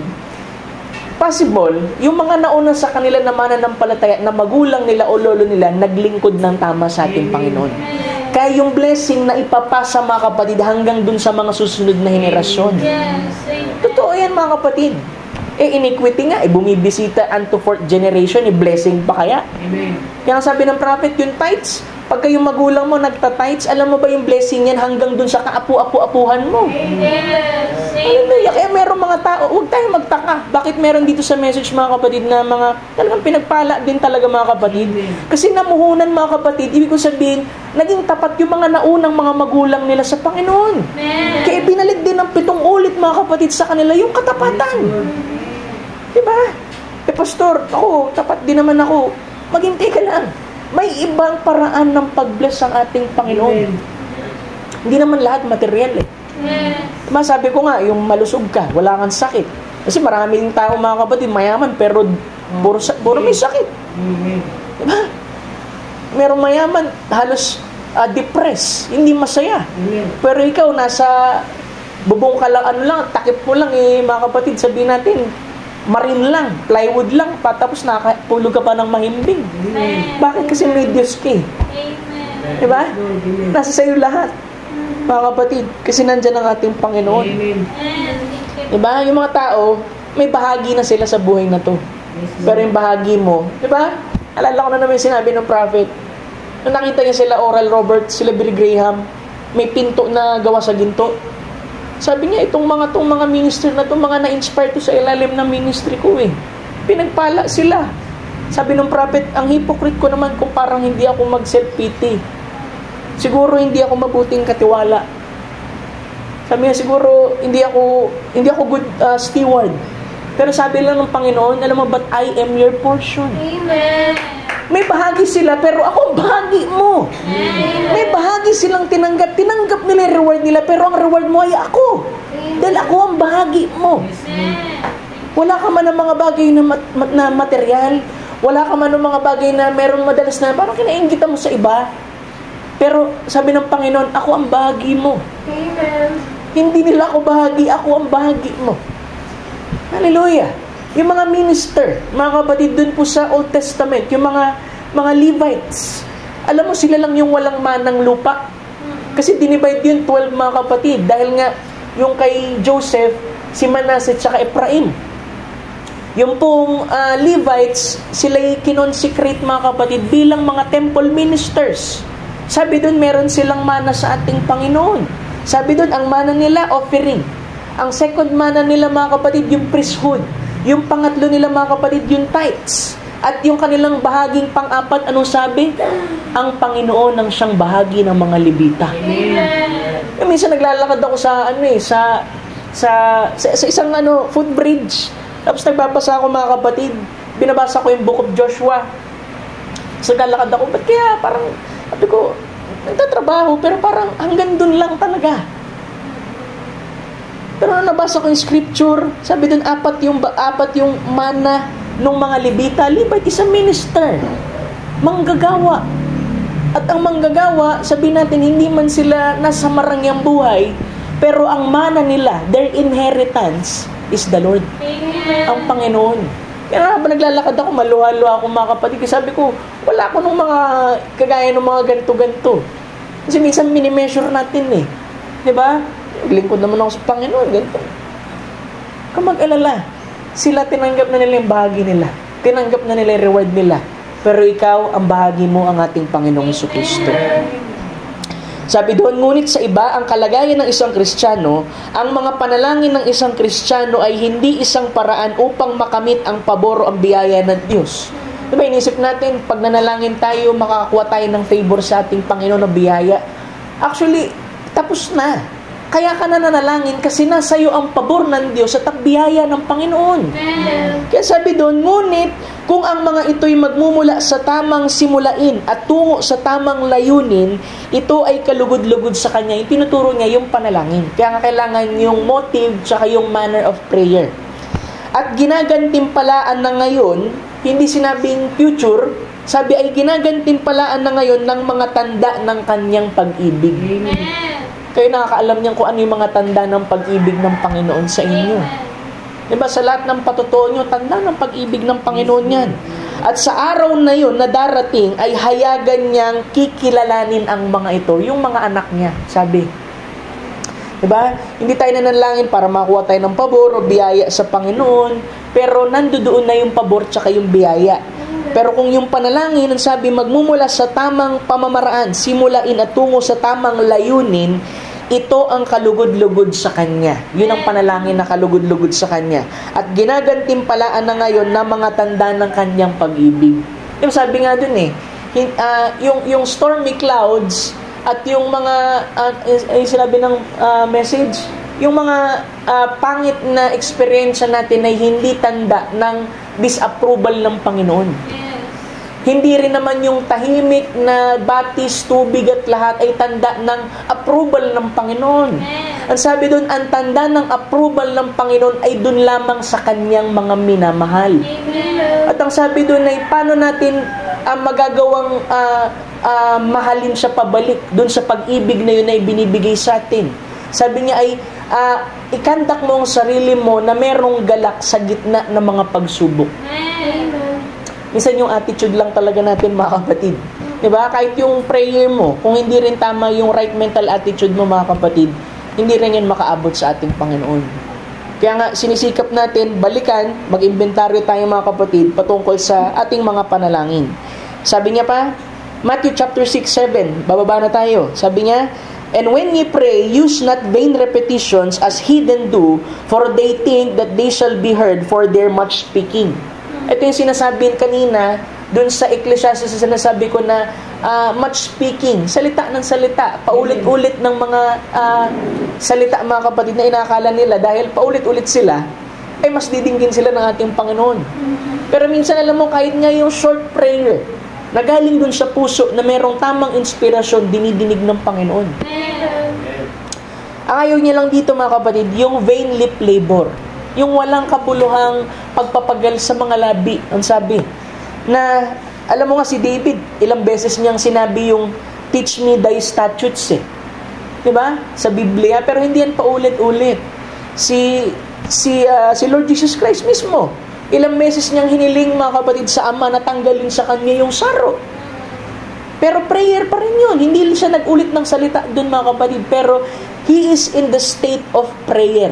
Maging si Pablo, sabi doon ay, makaikatlo akong nanalangin, natanggalin sa akin ang tinik na ito sa aking laman, kasi yung tinik sa laman niya, mga kapatid, torn in the flesh, mga kapatid, ay, yung kanyang malabong mata. Diba? Sabi doon, kahit nga daw yung malamig, diba, cold and formal, extempore prayers, hindi rin yung kalugod-lugod sa Panginoon. Yung parang panalangin na hasty, yung sabi kanina sa Ecclesiastes na basta na lamang, mga kapatid, just to fill in yung mga speech natin. Diba? As you grow, mga kapatid, mapapansin mo yan Diba? At habang bumababad ka sa salita ng ating Panginoon, tsaka bumabad kayo, mga kapatid, sa Book of Psalms. Kung paano nila pinupuri ni David yung Panginoon, kung paano yung panalangin. Mamaya yung body of prayer, babanggitin ko mamaya, mga kapatid. Diba? Yung ginagawa kasi, mga kapatid, sa Old Testament, sa 1 King chapter 18 verse 26, paulit-ulit nilang sinasabi yung pangalan ni Baal mula morning hanggang noon. Sa Book of Acts naman, mga kapatid, nung natagpuan, mga kapatid, yung pong mga Gentile doon na sumasamba kay Diana sa Ephesians, mga kapatid, sila'y nagsisigaw, mga kapatid, sa loob ng 2 oras. Hallelujah! Yan yung mga ginagawa paulit-ulit, mga kapatid. Pero hindi po yan dinidinig, mga kapatid, ng Panginoon. Kasi dinidinig niya, mga kapatid, yung pong puso na nagbubuhos ng sarili sa harapan ng Diyos. Diba? Hindi ko sinasabi dito na wag mo nang ulitin yung exact frame na sinabi, exact na sentence or paragraph na sinabi. Minsan mauulit mo yun Si David nga, ilang beses niya, teach me thy statutes, teach me thy statutes. Pero yung sabihin mo na, yung paulit-ulit na, parang sabi nga, yung parang nagbubuda beads. Diba? Sabihin nung sige, mag-5 ganto ka ng panalangin, tas 10 gantong panalangin. Hindi yan didinggin ng Panginoon. Kasi hindi nagturo, mga kapatid, ang Panginoon na sila'y umusal ng panalangin. Ang sabi ng Panginoon, kayo ay manalangin. Magkaiba kasi yun When you say a prayer, pwedeng script na yun. Diba? Na panalangin na inuulit-ulit mo na, mga kapatid. Pero sabi doon, pray. Ibig sabihin ng pray, mga kapatid, wala kang in-script dyan, wala kang pinilit dyan. Sadyang may kung ano, mga kapatid, na talagang yun ang nagtutulak sa'yo para sabihin ng mga bagay. Diba, may hihingi sa'yo ng prayer. Diba, na tao. Hayaan mong bumalong ang Espiritu ng ating Panginoon. Amen. Diba? Kasi ang Panginoon, mga kapatid, Espiritu ng Panginoon, talagang magtuturo sa iyan para sabihin yung mga bagay na dapat sabihin. Minsan nga may nakausap akong lasing mga kapatid, nagtatanong sa Biblia eh. Habang nagtatanong siya mga kapatid, nagtatanong din ako sa Panginoon eh. Sabi ko, may tanong siya, Lord, anong sasagutin ko? Alam mo, eksaktong-eksakto. Kung ano yung tanong dun sa message, mga kapatid, yun din yung eksaktong sinabi ko. Hindi ko pa nababasa. Kasi nga, ang Panginoon ang gagawa ng paraan. Meron tayong mga groanings na siya mismo tutulong sa atin para masabi natin ito. Yung nga bata, mga kapatid, pagkasilang yan, makakapagmama, papa ba agad yan? Ang paraan ng pag-communicate niya, iiyak yan. Iiyak ng iiyak hanggang sa matugunan, mga kapatid, yung kanyang pangangailangan. Hindi man maintindihan nung nanay yung ibig sabihin ng iyak niya, pero alam niya, may pangangailangan tong anak ko. Hindi mo man masabi yung eksaktong salitang gusto mong sabihin, alam niya, may pangangailangan itong anak ko. Hallelujah. Sabi, Be not ye therefore like unto them. Sabi doon ay huwag kayong magsigaya sa kanila sapagkat talastas ng inyong ama ang mga bagay na inyong kinakailangan bago nyo pahingin sa kanya. Huwag yung paulit-ulit, sabi niya. Kasi alam na ng Panginoon yung mga pangangailangan nyo bago nyo pa man sambitin. Ba't kailangan pa manalangin, pastor? Alam na pala ni Lord Ba? May ganyan mga pilosopo Sabi dito, hindi tayo, ang tinuturo lamang nitong scripture na huwag niyo silang gayahin na paulit-ulit kasi alam na ng Panginoon yung pangangailangan nyo kasi nga omniscient siya, omnipresent siya, omnipotent siya, alam niya na yun. Bago mo masabi, nakita niya na yan. Mga kapatid, yun ang ibig niya sabihin. At ang ibig niya sabihin dito, hindi dapat tayo mag-alinlangan kasi kaya nag-aalinlangan yung mga hentil. Kasi paulit-ulit sila kasi nag-aalinlangan sila. Narinig kaya yung prayer namin, kaya ulitin pa rin. Yun ang kagawian nila, mga kapatid. Hindi dapat tayo mag-alinlangan sa panalangin kahit alam na natin na alam ng Diyos ang ating mga pangangailangan. Hindi natin inihaharap ang ating mga kahilingan sa Diyos upang ipaalam lang sa Kanya ang ating mga pangangailangan, kundi upang sumunod sa Kanyang utos na nag-uutos sa atin ng tungkuling ito sa atin. Teka, pastor, ba't bumalik na naman sa obligation? Sa utos na naman. Di ba nga, dapat nga ang prayer hindi ito maging obligatory sa iyo, obligation. Tuloy natin. Sabi doon kasi, nananalangin tayo sa Diyos upang parangalan siya, na kinikilala siya bilang mga nakakaalam ng ating mga puso at tagapagbigay ng lahat ng biyaya.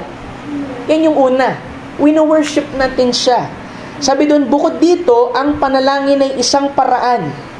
Ang panalangin ay isang paraan upang matanggap natin ng tama at mapabuti ang lahat ng kaloob ng langit dahil hinahanda nito ng panalangin ang ating mga puso para tanggapin ang mga ito. Diba? Kahit yung mga bagay na hinihiling natin, kahit mismo blessing, kailangan ipag-pray mo na maigi sa Panginoon yan. Hindi lamang basta hilingin mo rin, bigyan ka ng wisdom ng Panginoon. Kasi kahit i-bless ka ng Panginoon, kung wala kang wisdom, mga kapatid, said ka. Diba? Minsan meron tayong ganyung situation Binless tayo ng Panginoon, pero wala tayong wisdom, hindi tayo humingi ng discernment sa ating Panginoon na said. Kasi hindi naging handa yung ating puso tanggapin yung kaloob na yun na galing sa langit. Gaya natin si Solomon, mga kapatid. Sabi niya, Lord, pinahihiling siya ng ating Panginoon, i-bless siya. Kung paanong binless si David. Sabi niya, Lord, huwag mo kong gawing mahirap. Diba? Na magagawa kong magnakaw. Huwag mo din naman akong sobrang payamanin na makakalimutan kita. Bigyan mo lang ako ng karunungan para pangunahan ng mga taong ito. Hallelujah! Kasi kung walang wisdom, mga kapatid, people perish talaga, mga kapatid. Diba? Lack of knowledge. Knowledge will produce wisdom. Kung wala nun, mga kapatid, nung mga yon, people will perish. The blessing will perish. Kaya mga kapatid, damo na binibless tayo ng ating Panginoon, isik natin yung guidance tsaka wisdom ng Panginoon. Kasi dun tayo, mga kapatid, ihahanda ng Panginoon. Diba? Sabi doon ay para matanggap natin ng tama at mapabuti ang kaloob ng langit dahil hinahanda ng panalangin ng ating mga puso para tanggapin ang mga ito. ang kaalaman ng Diyos sa ating mga pangangailangan ay hindi lamang limitado sa pagkakaalam ng ating mga kakulangan. Diba? Yung knowledge ng Diyos, mga kapatid, doon sa ating mga pangangailangan, hindi lang siya limited, hindi lamang siya nakatuon lang doon sa kakulangan natin.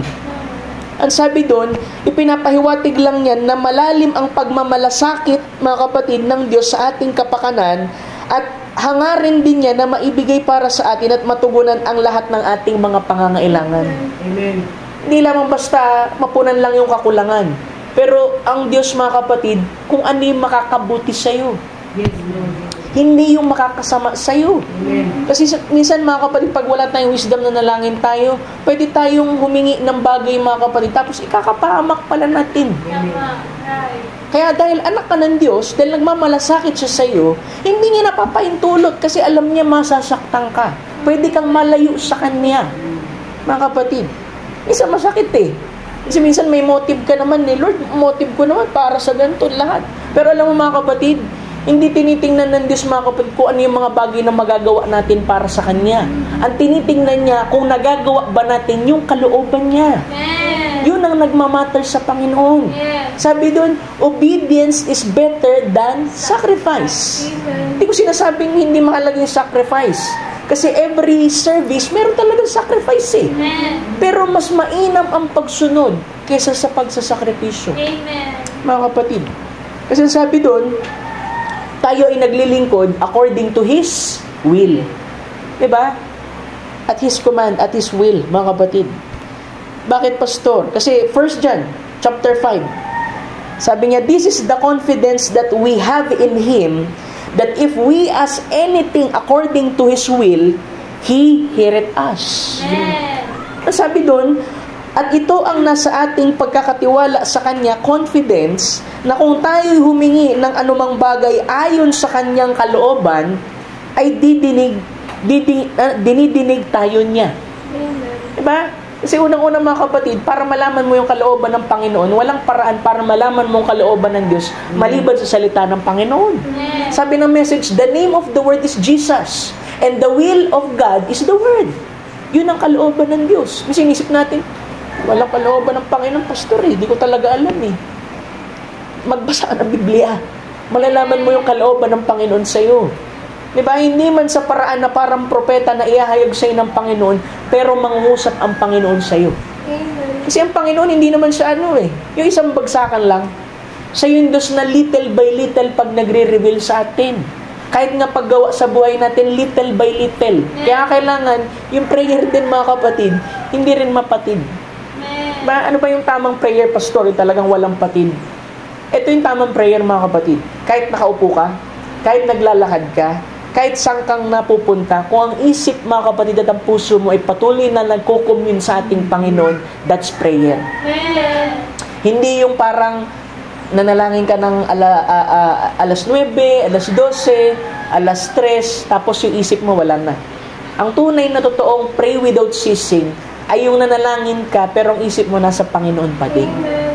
'Di ba? Minsan masyado tayong specific dun sa mga forms. Dapat na dito sa is, dapat nakaluhod tayo. Okay naman 'yun. Pero kung ang puso mo hindi nakaluhod, wala din. Mga kapatid. 'Di ba? Kaya minsan, mga kapatid, naglalakad ka lang, nasa jeep ka, patuloy ka nagko-commune sa ating Panginoon, parang mas effective pa yung prayer mo kaysa yung parang napipilitan kang mag-prayer bago matulog. Diba? Hindi ko tinuturo dito maging tamad tayo, mga kapatid, pero pinapakita ko lang ano yung tamang pananalangin, mga kapatid. Diba, sabi doon, balikan natin yung prayer, sabi doon, Our Father who art in heaven, yung turo sa kanila. Sabi doon, ini-establish nito, mga kapatid, yung relationship, yung intimacy, mga kapatid, ng relationship at pagiging depende sa Diyos bilang isang mapagmahal at mapag-arugang tatay. Kaya nga yung prayer, pwede naman sabihin, Our God, pero hindi tinuro ng Panginoon, Our Father. Merong relasyon, merong pagkakakilanlan, mga kapatid. Pangalawa, sabi doon, Hallowed be thy name. Ano ibig sabihin ng pastor? Itong petition na to ay nagsasabi na ang pangalan ng Diyos ay kailangan, mga kapatid, na itanyag natin bilang isang banal, at ito'y nag-reflect, mga kapatid, ng desire na talagang parangalan mo, mga kapatid, yung nature, mga kapatid, saka po yung karakter ng Panginoon. Kasi ibig sabihin ng hallowed be thy name, mga kapatid, sambahin nawa ang pangalan mo. Kasi ang prayer, mga kapatid, kung sa basic, mga kapatid, na forms, tandaan nyo lang, Acts. Diba? Acts. A-C-T-S. Mga kapatid. Ano yung A, pastor? Adoration. Diba? Ano yung adoration, pastor? Ang adoration, mga kapatid, pagsamba. Pagluwalhati, mga kapatid. Expressing our love and awe and praise to God for who He is. Kung sino siya. Diba? Yung pagpapakita natin, mga kapatid, ng pag-ibig, ng respeto, ng papuri sa Kanya, kung sino siya, kung ano siya, mga kapatid. Praising God for His attributes. Yung papurihan mo siya sa Kanyang mga katangian, di ba? Naging tagapagpagaling siya sa'yo, tinubos ka niya, ikaw ay naging savior siya sa'yo, mga kapatid, di ba? Worship Him through prayer, hymns, and spiritual songs. Yun yung adoration eh. Yung adoration, hindi mo lang naman makita sa prayer yan. Doon din, mga kapatid, sa awit, sa hymno, sa Biblia, mga kapatid. Hallowed be thy name. Sabi doon, thy kingdom come, thy will be done on earth as it is in heaven. Yung petition na yan, mga kapatid, nag-i-express ng desire natin na maghari ang Diyos. Di ba may awit tayo? Maghari ka. Di ba? Maghari ang Panginoon, mga kapatid, sa buhay na to. At yung kalooban niya, mga kapatid, ay pareho, mga kapatid, na mag-materialize kung paano sa langit, mga kapatid, ay gayon din sa lupa. Na para bang inaalay nito, mga kapatid, yung human action with divine purpose. Diba? Yung ating kilos, mga kapatid, pag sinasabi natin, gusto kong ganapin yung kalooban ng Panginoon. Yung kilos mo ay lilinya, mga kapatid, dun sa divine purpose na binigay ng Panginoon sa iyo. Diba? Give us this day our daily bread. Diba? Sabi sa panalangin. Ano yung sabihin niya? This petition asks for God's provision for daily needs. Emphasizing hindi lamang paghingi, kundi pagtitiwala. Diba inisip natin, bigyan mo kami ng kanin sa araw-araw. Di wala naman nahuhulog dyan, mga kapatid eh. Diba? Yun ay pagtitiwala. Pagko-confess mo ng pagtitiwala mo sa ating Panginoon na dahil siya'y tatay mo, kaya niyang mag-provide sa iyo, mga kapatid. Trusting God in God's care and a focus to present at a focus on the present moment. Kaya lang naman nararatel ang tao, nadidepress, nai-stress, na-frustrate, kasi ang isip nila, mga kapatid, yung pong doon sa next week. Sabi nga doon, give us this daily bread. Live for present. Sabi ng Panginoon, huwag kayong mapagabag dun sa para bukas. Hayaan nyo problema yung bukas para sa bukas. Mamuhay kayo sa hinaharap na ang Diyos, pagka kayo'y humiling sa Kanya ng tinapay, bibigyan ba kayo ng bato? Na pag humingi kayo ng tinapay, ng itlog, bibigyan kayo ng alakdan? Hindi, mga kapatid. Sabi niya, kung gaanong ang mga magulang ninyo na hindi matutuwid, ay ibinibigay ang mga pangangailangan sa inyo, ay gaano pa kaya yung inyong Ama na nasa langit? Diba? Sabi, nagbigay pa ng representation ng Panginoon eh. Sabi niya, mga magulang nyo na hindi matuwid, pagka may pangangailangan kayo, kahit hindi nyo kasundo, minsan nagpo-provide sa inyo eh. Ang Panginoon ninyo maibigin. Ba't hindi siya magbibigay? So you must pray and you must ask, give us this daily bread. Hindi lamang yung basta paghingi, pagtitiwala yan, mga kapatid. Forgive us our debts as we forgive our debtors. Diba? Ang translation, mga kapatid, dun po sa Mateo tsaka dun sa Luke, pares na banggit yung utang. Ba't utang, pastor? Kasi unang-una, mga kapatid, pagka ang isang anak ay masuwayin, ang sabi dun, ang pagkakautang niya, mga kapatid, ay yung kanyang hindi pagsunod. Disobedience. Kaya nga, yung pagkakautang niya, ang sabi ng scripture, for the wages of sin is death. So, yung kabayaran. Pero namatay ang ating Panginoon. Tayo'y pinatawad. Kaya sabi dun, mga kapatid, ay humingi tayo, mga kapatid, ng kapatawaran sa ating Panginoon. Gaya din naman natin, nagpapatawad din sa iba. Kasi may mga tao kapag mataas eh. Nagsorry na, ayaw pang patawarin eh. Diba? Sino ka para hindi magpatawad? Ang Panginoon nga, pinatawad yung pagkukulang mo eh. Diba? Pag nakikita natin ang ating kalagayan bilang napakaliit sa presensya ng ating Panginoon, hindi tayo magmamalaki. Pero kung nagmamalaki tayo mga kapatid, napakahirap sa atin magpatawad ng ibang tao. Hindi ko sinasabi dito na, grabe ka naman pastor, di mo naintindihan, nasaktan kasi ako. Lahat naman tayo nasasaktan eh. Lahat naman tayo dumarating sa punto na iinis, nagagalit, minsan napupuot pa nga. Pero sabi doon, huwag mong paglubugan ng araw. Ibig sabihin, huwag mong patagalin. Bilang human, nararamdaman mo yan. Pero pag ikaw nakita mo kung gaano kakaliit sa presensya ng ating Panginoon, magiging mabiyaya ka din sa iba. Kaya nga, Kristiyano, dapat hindi judgmental eh. Dapat mas malawak ang pangunawa mo. Kasi mas malaking biyaya ang tinanggap mo sa ating Panginoon. Ano ba pinagkaiba natin sa unbeliever? Biyaya lang. Amen. Yun lang pinagkaiba. Binigyan ka ng binhi ng ating Panginoon, yun ang kanyang biyaya, mga kapatid. Kasi kung wala kang binhi, mga kapatid, pareho ka lang din ng desire, mga kapatid, doon. Pero bakit pinababalik ka ng ating Panginoon sa dakong ito, sa presensya niya? Dahil sa biyaya ng Panginoon. Kasi pinili ka ng Panginoon. Nandun ang pag-ibig ng Panginoon sa iyo. Hallelujah. Kasi pag ito, mga kapatid, itong scripture na binasa ko, di ba, pag tinapos yung Lord's Prayer, may kasunod pa yun na 2 verse. Ang sabi doon, pag kayo hindi nagpatawad sa iba, hindi rin kayo patatawarin. Hallelujah. This petition requests forgiveness of sin, linking it to requirement of extending forgiveness to others as well.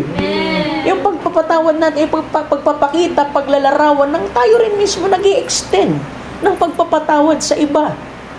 Hallelujah. Kaya ang sabi rin scripture eh, diba? Kahit nga sa panalangin, pag may mga struggle kayo mga kapatid, sabi din, confess your faults one to another and pray that you may be healed. Scripture yun, mga kapatid. Pero ang scripture mabisa, mga kapatid, pagka ginaganap natin. Pagka hindi natin ginaganap, walang magiging bisa sa atin ito, mga kapatid. Sabi doon, lead us not into temptation, but deliver us from evil. Diba? Yung isa sa panalangin. Sabi doon, yung petition daw to ay humihingi ng proteksyon mula sa temptasyon at kaligtasan mula sa impluensya ng mundo, ng sanlibutan, ng kasamaan, mga kapatid. Recognizing the ongoing struggle with sin. Diba? Kasi ito, mga kapatid, itong katawan ito, sabi ni Pablo, diba, sa Roma, this body is body of sin. Kaya kailangan ito ng conversion eh. Yung body change. Kaya kailangan pa natin ng Holy Spirit, mga kapatid, para mag-guide sa atin, isubdue ang katawan na to. Di ba sabi nga doon, when I come to preach, I beat this body black and blue. Ibig sabihin doon, dumadaan siya sa panalangin at saan? Fasting. Alam mo mga kapatid, pag sobra ka rin mga kapatid sa mga foods na hindi mo alam ang ingredients, nagiging berserk ang ating katawan. Ibig sabihin ng berserk mga kapatid, parang animalic, parang beastie, parang medyo beast, hayop. Parang ang instinct nito ay parang siguro lagi kang galit o kaya meron kang mga bagay mga kapatid na hindi mo masubdue, mga kapatid, na alam mong hindi tama, mga kapatid. Minsan alam mo ang influence wala dun sa pinapanood mo, wala dun sa binabasa mo. Alam mo ang trick ng kaaway nandun sa pagkain. Sabi nga dun yung mga genetically modified na pagkain, GMO na tinatawag, yung mga chicken sa fast food, minsan merong epekto sa atin yan, mga kapatid. Akala lang natin wala. Amen. Obserbahan mo, kumain ka ng fast food.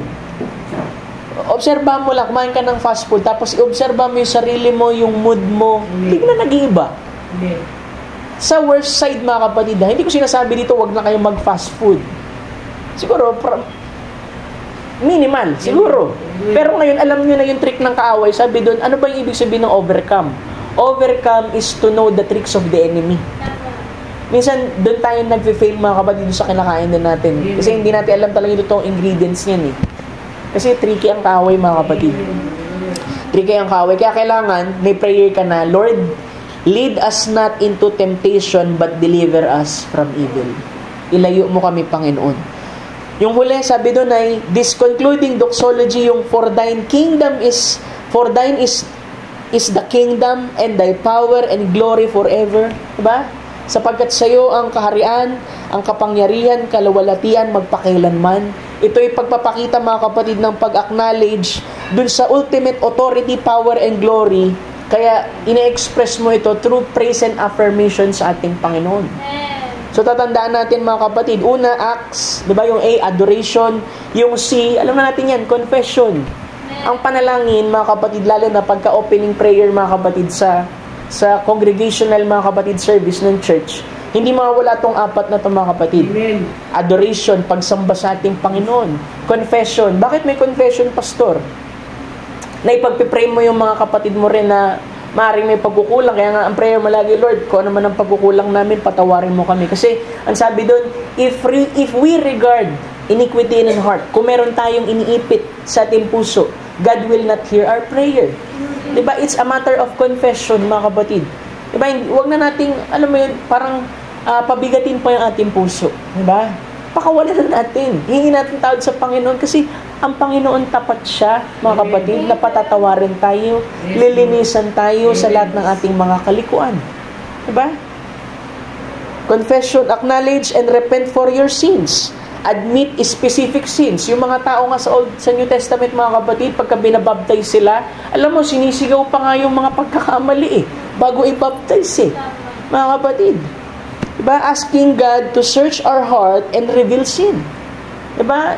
Hinihiling din natin, kagaya ni David, na Lord, ipakilala mo sa akin kung meron akong pagkukulang, pagkakamali, i-reveal mo nang maihingi ko ng tawad. Kasi minsan, aminado tayo dyan, hindi naman natin talaga sinasadya Minsan nga hindi nga natin alam, mali pala yun. Yeah. May nasabi pala tayo, may naisip tayo, may nagawa tayo, hindi pa napipreach ni pastor, tapos na-preach, na-reveal sa'yo, o di salamat sa Panginoon. Kasi prayer mo kagabi, Lord, siyasatin mo yung puso ko, kung meron akong pagkakamali na hindi ko alam, ipakilala mo. O yun, sinabi ni pastor. O hingi mo ng tawad sa Panginoon. Diba? Ganun lang naman, mga kapatid.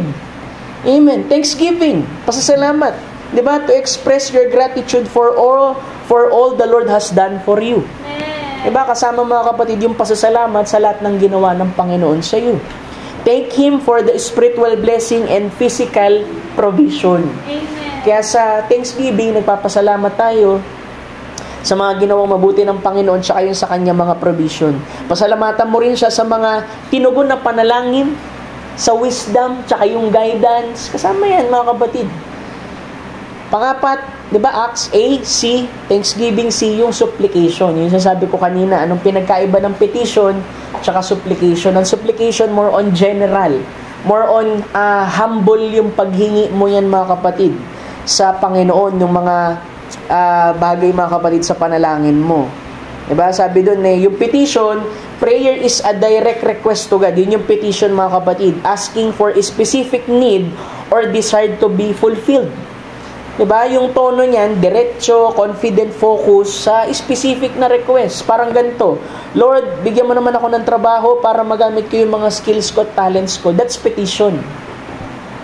Pero pag sinabi mo naman, mga kapatid, na supplication is prayer, mga kapatid, in a humble and earnest request. Diba? Often request, expressing a deep sense of need or vulnerability.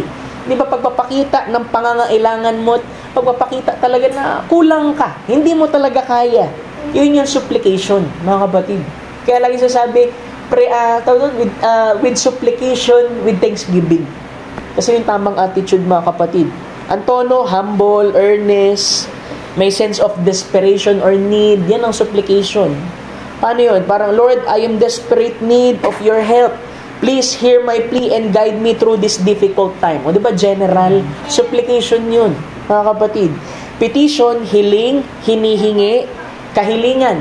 Yung supplication, samo, pagsusumamo, pamanhik, dumadaing, or daing. Pero sabi ng scripture, daing na may pasasalamat. Humble way, mga kapatid.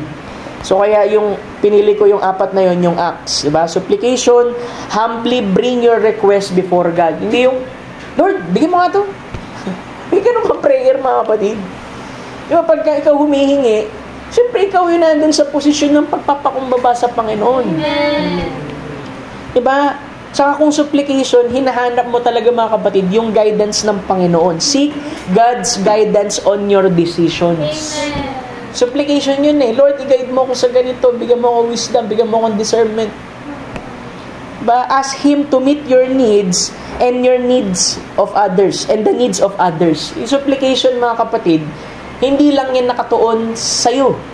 Diba? Kasi merong prayer of intercession. Dadaanan natin yan sa mga susunod na linggo. Intercessory prayer.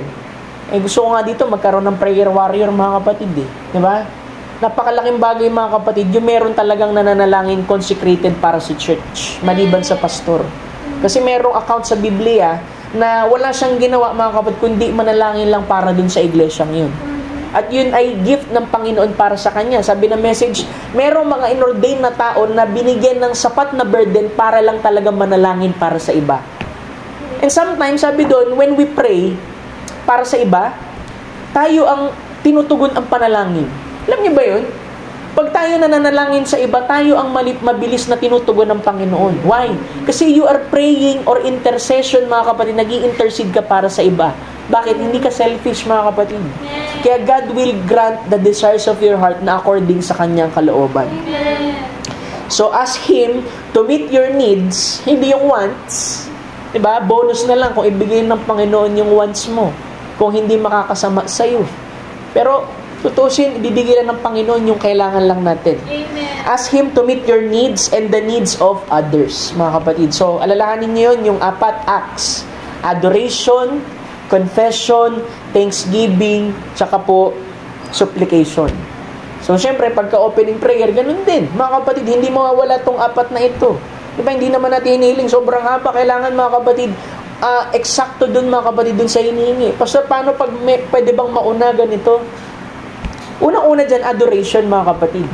Pero kung mapapansin mo sa Lord's Prayer, mga kapatid, nauna yung petition ng Give Us Daily Bread bago yung paghingi ng confession.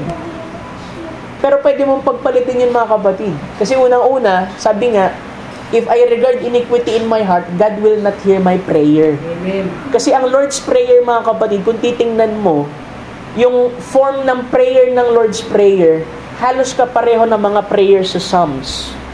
So, yung binigay na Lord's Prayer ng Panginoon dun sa mga disciple, scriptural po yan, mga kapatid. So, pag opening prayer, alam mo, napakahalaga ng opening prayer, mga kapatid. Kahit nga, sa mga camp, sinasabi ko rin yan eh. Pagka merong dapat mag-opening prayer, yung meron talagang gift talaga sa pagpipray, mga kapatid. Kasi kung walang gift sa pagpiprayer, mga kapatid, minsan parang ang gulo mga kapatid, minsan ng gawain. Totoo, mapakatotoo lang ako, mga kapatid. Kailangan talaga ibigay, mga kapatid, nung nananalangin yung kanyang puso sa Panginoon. Kasi nananalangin siya para dun sa mga kapatid sa gawain. Diba, Levites nga nauuna, mga kapatid, bago ang battle eh. Diba? Hallelujah. Glory to God. So, pag-opening, adoration, pagsamba sa ating Panginoon, confession, pasasalamat, tapos supplication. Tapos, close mo sa pangalan ng ating Panginoon. Ikaw, pastor, paano ka manalangin sa tithes and offering? Isa sa mga sikreto dyan, mga kapatid. Once na nag-pray tayo ng tithes and offering, mga kapatid, syempre, ganun pa rin, adoration, pasalamat sa ating Panginoon. Minsan, pag nagpipray ng tithes and offering, minsan merong sinisingit na prayer request yan. Di ba? Kung merong prayer request, isama rin, mga kapatid.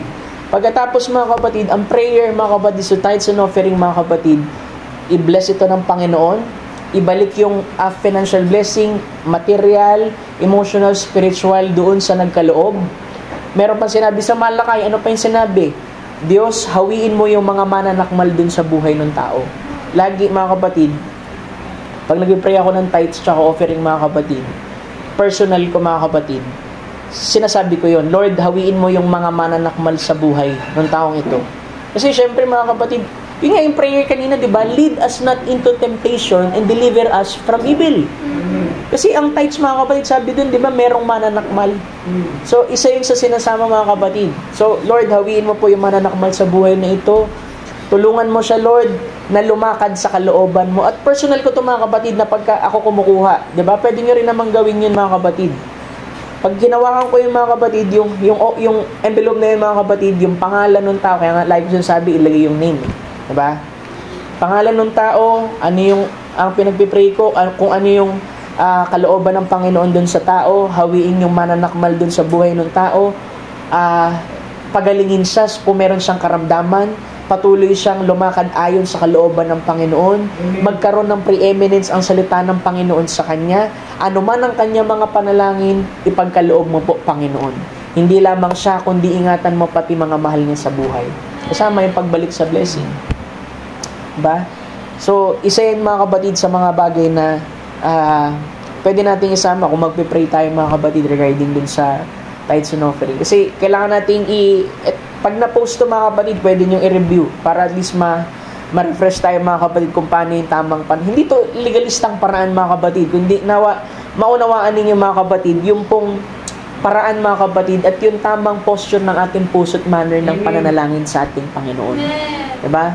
So medyo mag-a-adjust tayo dyan mga kapatid. Ano yung tamang ipag-pray, tamang sabihin na syempre dapat maramdaman mo rin kung ano yung pinagpipray mo. Diba? Kahit sabihin mo, sige pastor, ayusin ko na ito, yung ganito. Dapat maramdaman mo pa rin. Diba?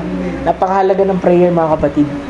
Keynote yan sa ating Panginoon. So dito ko na, paumanin po sa pagtatagal, dito ko na mga kapatid to puputulin. Magpa-part 2 ako, part 3. Marami pa akong gustong ibahagi sa inyo mga kapatid patungkol sa prayer.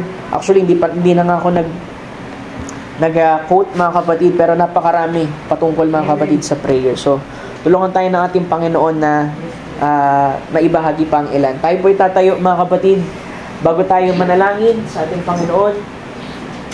Thank you, Jesus.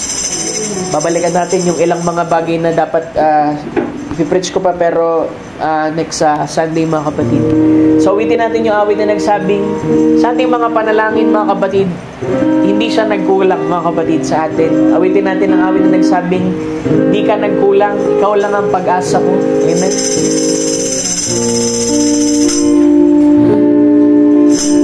Ikaw lang ang pag-asa ko, tanging ikaw ang buhay ko, Jesus. Yes, Lord.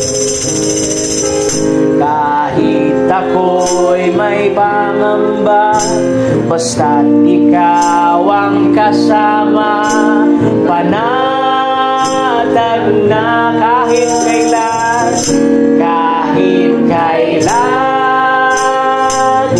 di ka nagkulang. Iyaya mo sa akin laging lahat, ang pag-ibig mo sa akin walang hanggan. Inibig mo ako noon paman, kaya't ika'y sasambahin, kaya't ika'y sasambahin, paligid man ay magdilim. Jesus, thank you, Jesus. Kahit kang suliranin man, palagi kong aawit ay ikaw lamang. Kahit kailan, di ka nagkulang. Biyaya mo sa akin laging lahat, ang pag-ibig mo sa akin walang hanggan. Inibig mo ako noon, Panginoon, Panginoon, dakila ka tapat sa dalangin ko. Ako'y inibig mo kahit ako ay ganito. Walang katapusan ang pagmamahal. O kay dalisay ng pag-ibig, Panginoon, Panginoon, dakila ka tapat sa dalangin ko. Ako'y inibig mo kahit ako ay ganito. Walang katapusan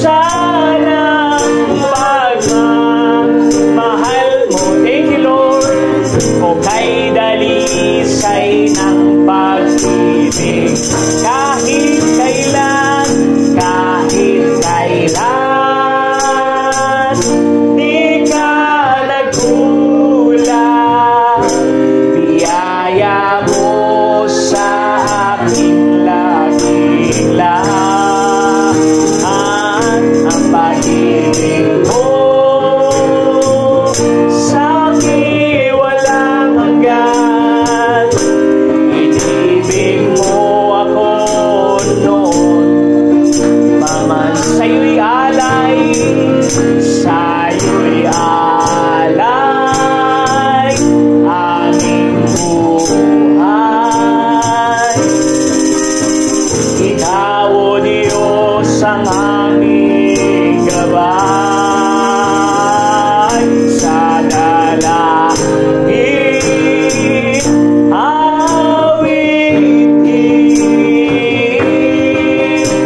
Kadakilan mo sa'yo'y alay minsan pa, sa'yo'y alay aming buhay. Ikaw, O Diyos, ang aming gabay, sa dalangin awitin. Kadakilan mo sa amin kahit kailan, kahit kailan di ka nagkulang. Biyaya mo sa akin laging laan, ang pag-ibig mo sa akin walang hanggan. Inibig mo ako noon paman. Maring awitin to na parang testimony, pasasalamat sa Kanya. Kahit kailan di ka nagkulang, ang biyaya mo sa akin laging laan, ang pag-ibig mo sa akin walang hanggan. Inibig mo ako noon paman. Make it personal to you. Kahit kailan, kahit kailan. Salamat, O Diyos. Di ka nagkulang, ang biyaya mo sa akin laging laan, ang pag-ibig mo sa akin walang hanggan. Inibig mo ako noon paman. Mo ako noon paman. Tayo may nalangin sa ating Panginoon. Jesus. Thank you, Lord.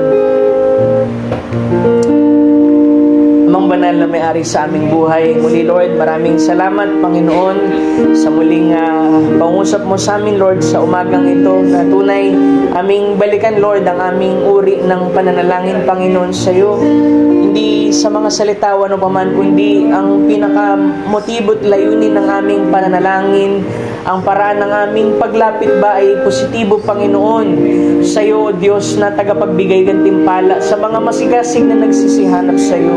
Lord, muli maraming salamat, Panginoon, sa mga paalalang ito, O Diyos. Pagtutuwid, Lord, sa aming mga kamalian, mga pag-iisip namin, Lord, na maling pag-aakala, Lord, patungkol sa pananalangin.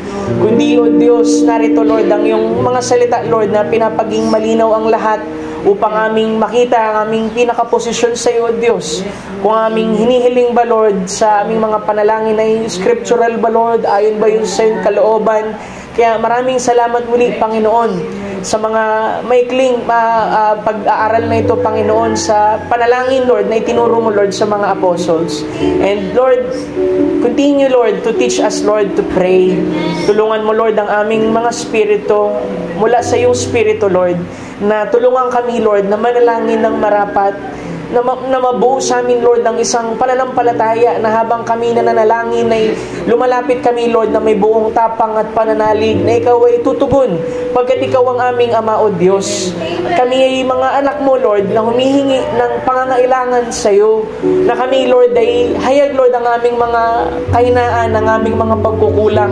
Kaya naniniwala kami, o Diyos, na kung aming pagtibayan ang aming panalangin, o Diyos, sa iyo, na ngayon, Lord, sa kung anong tinuturo ng Scripture, alam namin, Lord, na makakasumpong kami, Panginoon, ng pabor mula sa iyo, Diyos, ng basbas, Lord, mula sa panalangin iyon. And Lord, hindi mo man, Panginoon, hindi man namin, o Diyos, mabanggit ang mga tamang salita. Ano man ang mga bagay, Lord, na gusto naming sabihin, Lord, sinisiyasat mo, Lord, ang aming puso at alam mo ang laman nito, Panginoon. Hindi man namin, Lord, lubusang mabigkas. Ayaw man namin, Lord, na maibuhos ang aming mga mata, aming mga luha, Lord. But, Lord, naririnig mo, Lord, ang hibik ng aming mga puso. Kaya, O Diyos, Lord, patuloy na buksan mo, Lord, ang durungawan ng langit, Lord. Nang sa ganun, Panginoon, ang aming mga panalangin, ang mga panalangin ng kapatid ko, mga munti nilang mga requests, petitions, and supplications, Lord, ay makaabot, Panginoon, sa iyo pong luklukan. At gayon din naman, Panginoon, na makapangusap ka, Panginoon, sa puso, Lord, ng iyong mga anak. Nais nilang marinig, Lord. Nais nilang marinig, Lord, ang affirmation mo, Lord, sa mga bagay na ito, Lord, na kanilang hinihiling, maging sa mga tanong, Lord, sa kanilang puso. Huwag mo silang lampasan, Lord, sa umagang ito, kundi ang lahat, Panginoon, ay tugunin mo sa pinaka-espesyal na paraan, Panginoon, kung paano mo sila aabutin, Ama. Higit kang nakakaalam, Panginoon, higit sa akin, O Diyos, na kapatid lamang nila. Ikaw ang Diyos na dakila, Panginoon. Ikaw ang Diyos na banayad sa pagkagalit. Madali, Panginoon, na itabi, Panginoon, ng pagkagalit at ipakita ang pag-ibig at biyaya sa mga patuloy na nagpapakumbaba sa iyo, Lord. Lord, hawakan mo, Lord, ang kanilang buhay. Huwag mo silang babayaan. Huwag mo sila, Lord, itulak sa anumang tukso, sa anumang gawa ng kaaway. Kundi, Lord, proteksyonan mo sila, Lord, mula ulo hanggang paa. Kanilang mga sarili, kanilang mga anak, kanilang mga mahal sa buhay. Huwag mong pabayaan, Lord. At maging ang kanilang mga pagkukulang, O Diyos, ikaw ang nakakaalam po nito. Patawarin mo po sila, Lord. Hindi nila sinasadya ang mga bagay. Kailangan kanila, Panginoon, upang ang lahat ng mga bagay na ito, O Diyos, ay mapagtagumpayan at mabago nila, Ama. Hindi namin kaya sa aming sarili, Lord. Ikaw lamang ang siyang makagagawa, Panginoon. Kaya pinasasalamatan ka namin at dinadakila ka namin ang lahat ng katangian mo at kakayahan mo at ang kabanalan mo, O Diyos. Ito'y merong magagawa, Panginoon, sa amin. Kaya, Lord, kung anumang bahagi na merong kami na sa aming sarili, Lord, na nanatiling sa amin, Panginoon, kami bilang sarili namin, Lord, tupukin mo po ito, Panginoon, at manatili, O Diyos, ang iyong mga salita at ang iyong kalooban, Panginoon, sa aming buhay. Lord, alam mo, Panginoon, ang mga prayer request nila, hindi man nila masabi sa akin, Lord. Ito po, Lord, ay ininalapit ko, Panginoon, sa iyong paanan. Bilang sa ilalim, Panginoon, ng opisinang ito, Lord, ng pastor, Lord, bilang tagapanguna sa kanila, inilalapit ko ito, Panginoon, na bitbit, Lord, sa aking mga balikat, Panginoon. At dinggin mo, Lord, ang aming pagsusumamo, na habang kami, Lord, ay nagsusunog ng kamangyan ng panalangin, Panginoon, ito'y makaabot sa iyo, Panginoon, at malugod ka, O Diyos. Uli, Lord, ingatan mo ang iyong mga anak, pagpalain mo po sila, O Diyos, mula ulo hanggang paa, Panginoon, ay ingatan mo sila, both spiritual and natural, Lord, ay igawad mo, Panginoon, sa iyong mga anak. Anumang karamdaman, sinasaway ko sa pangalan ng Panginoong Yesus. Ito man ay natural, ito man ay spiritual, kay kinakalagan ko sa pangalan ng Panginoong Yesus. Walang karapatan ng kaaway sa iyo, kapatid, kundi ang Diyos lamang ang siyang may akda sa iyong buhay, ang siyang mananagana, Panginoon, sa dulo ng buhay niya, ng aking kapatid, Panginoon. Tulungan mo sila, huwag mo silang babayaan, Panginoon. Maraming salamat, Lord. Patuloy mo kaming samahan. Provide mo mga pangangailangan namin sa church na ito, Lord. At kung ikaw, Lord, ay magsilong pa ng mga kaluluwa, ikaw ang nakakaalam, Panginoon. Ngunit ako, Panginoon, ay masaya na, Lord, na narito kami. Kahit kaunti kami, O Diyos, ay nagsusumikap kami na maging tama, Panginoon, sa iyo. Muli, Lord, maraming salamat. Ikaw, Panginoon, ang mapasalamatan at maluwalhati, madakila at masamba sa umagang ito. Muli, Lord, maraming salamat. Purihin ka sa walang hanggan. Ito po ang aming samot dalangin kasamang pagpupurit at pasasalamat sa iyong dakila at matamis na pangalan, aming Panginoong Jesucristo, aming tagapagligtas. Amen. Amen. Thank you, Lord. Salamat sa ating Panginoon. At malayo na tayong magkamayan, mga kapatid.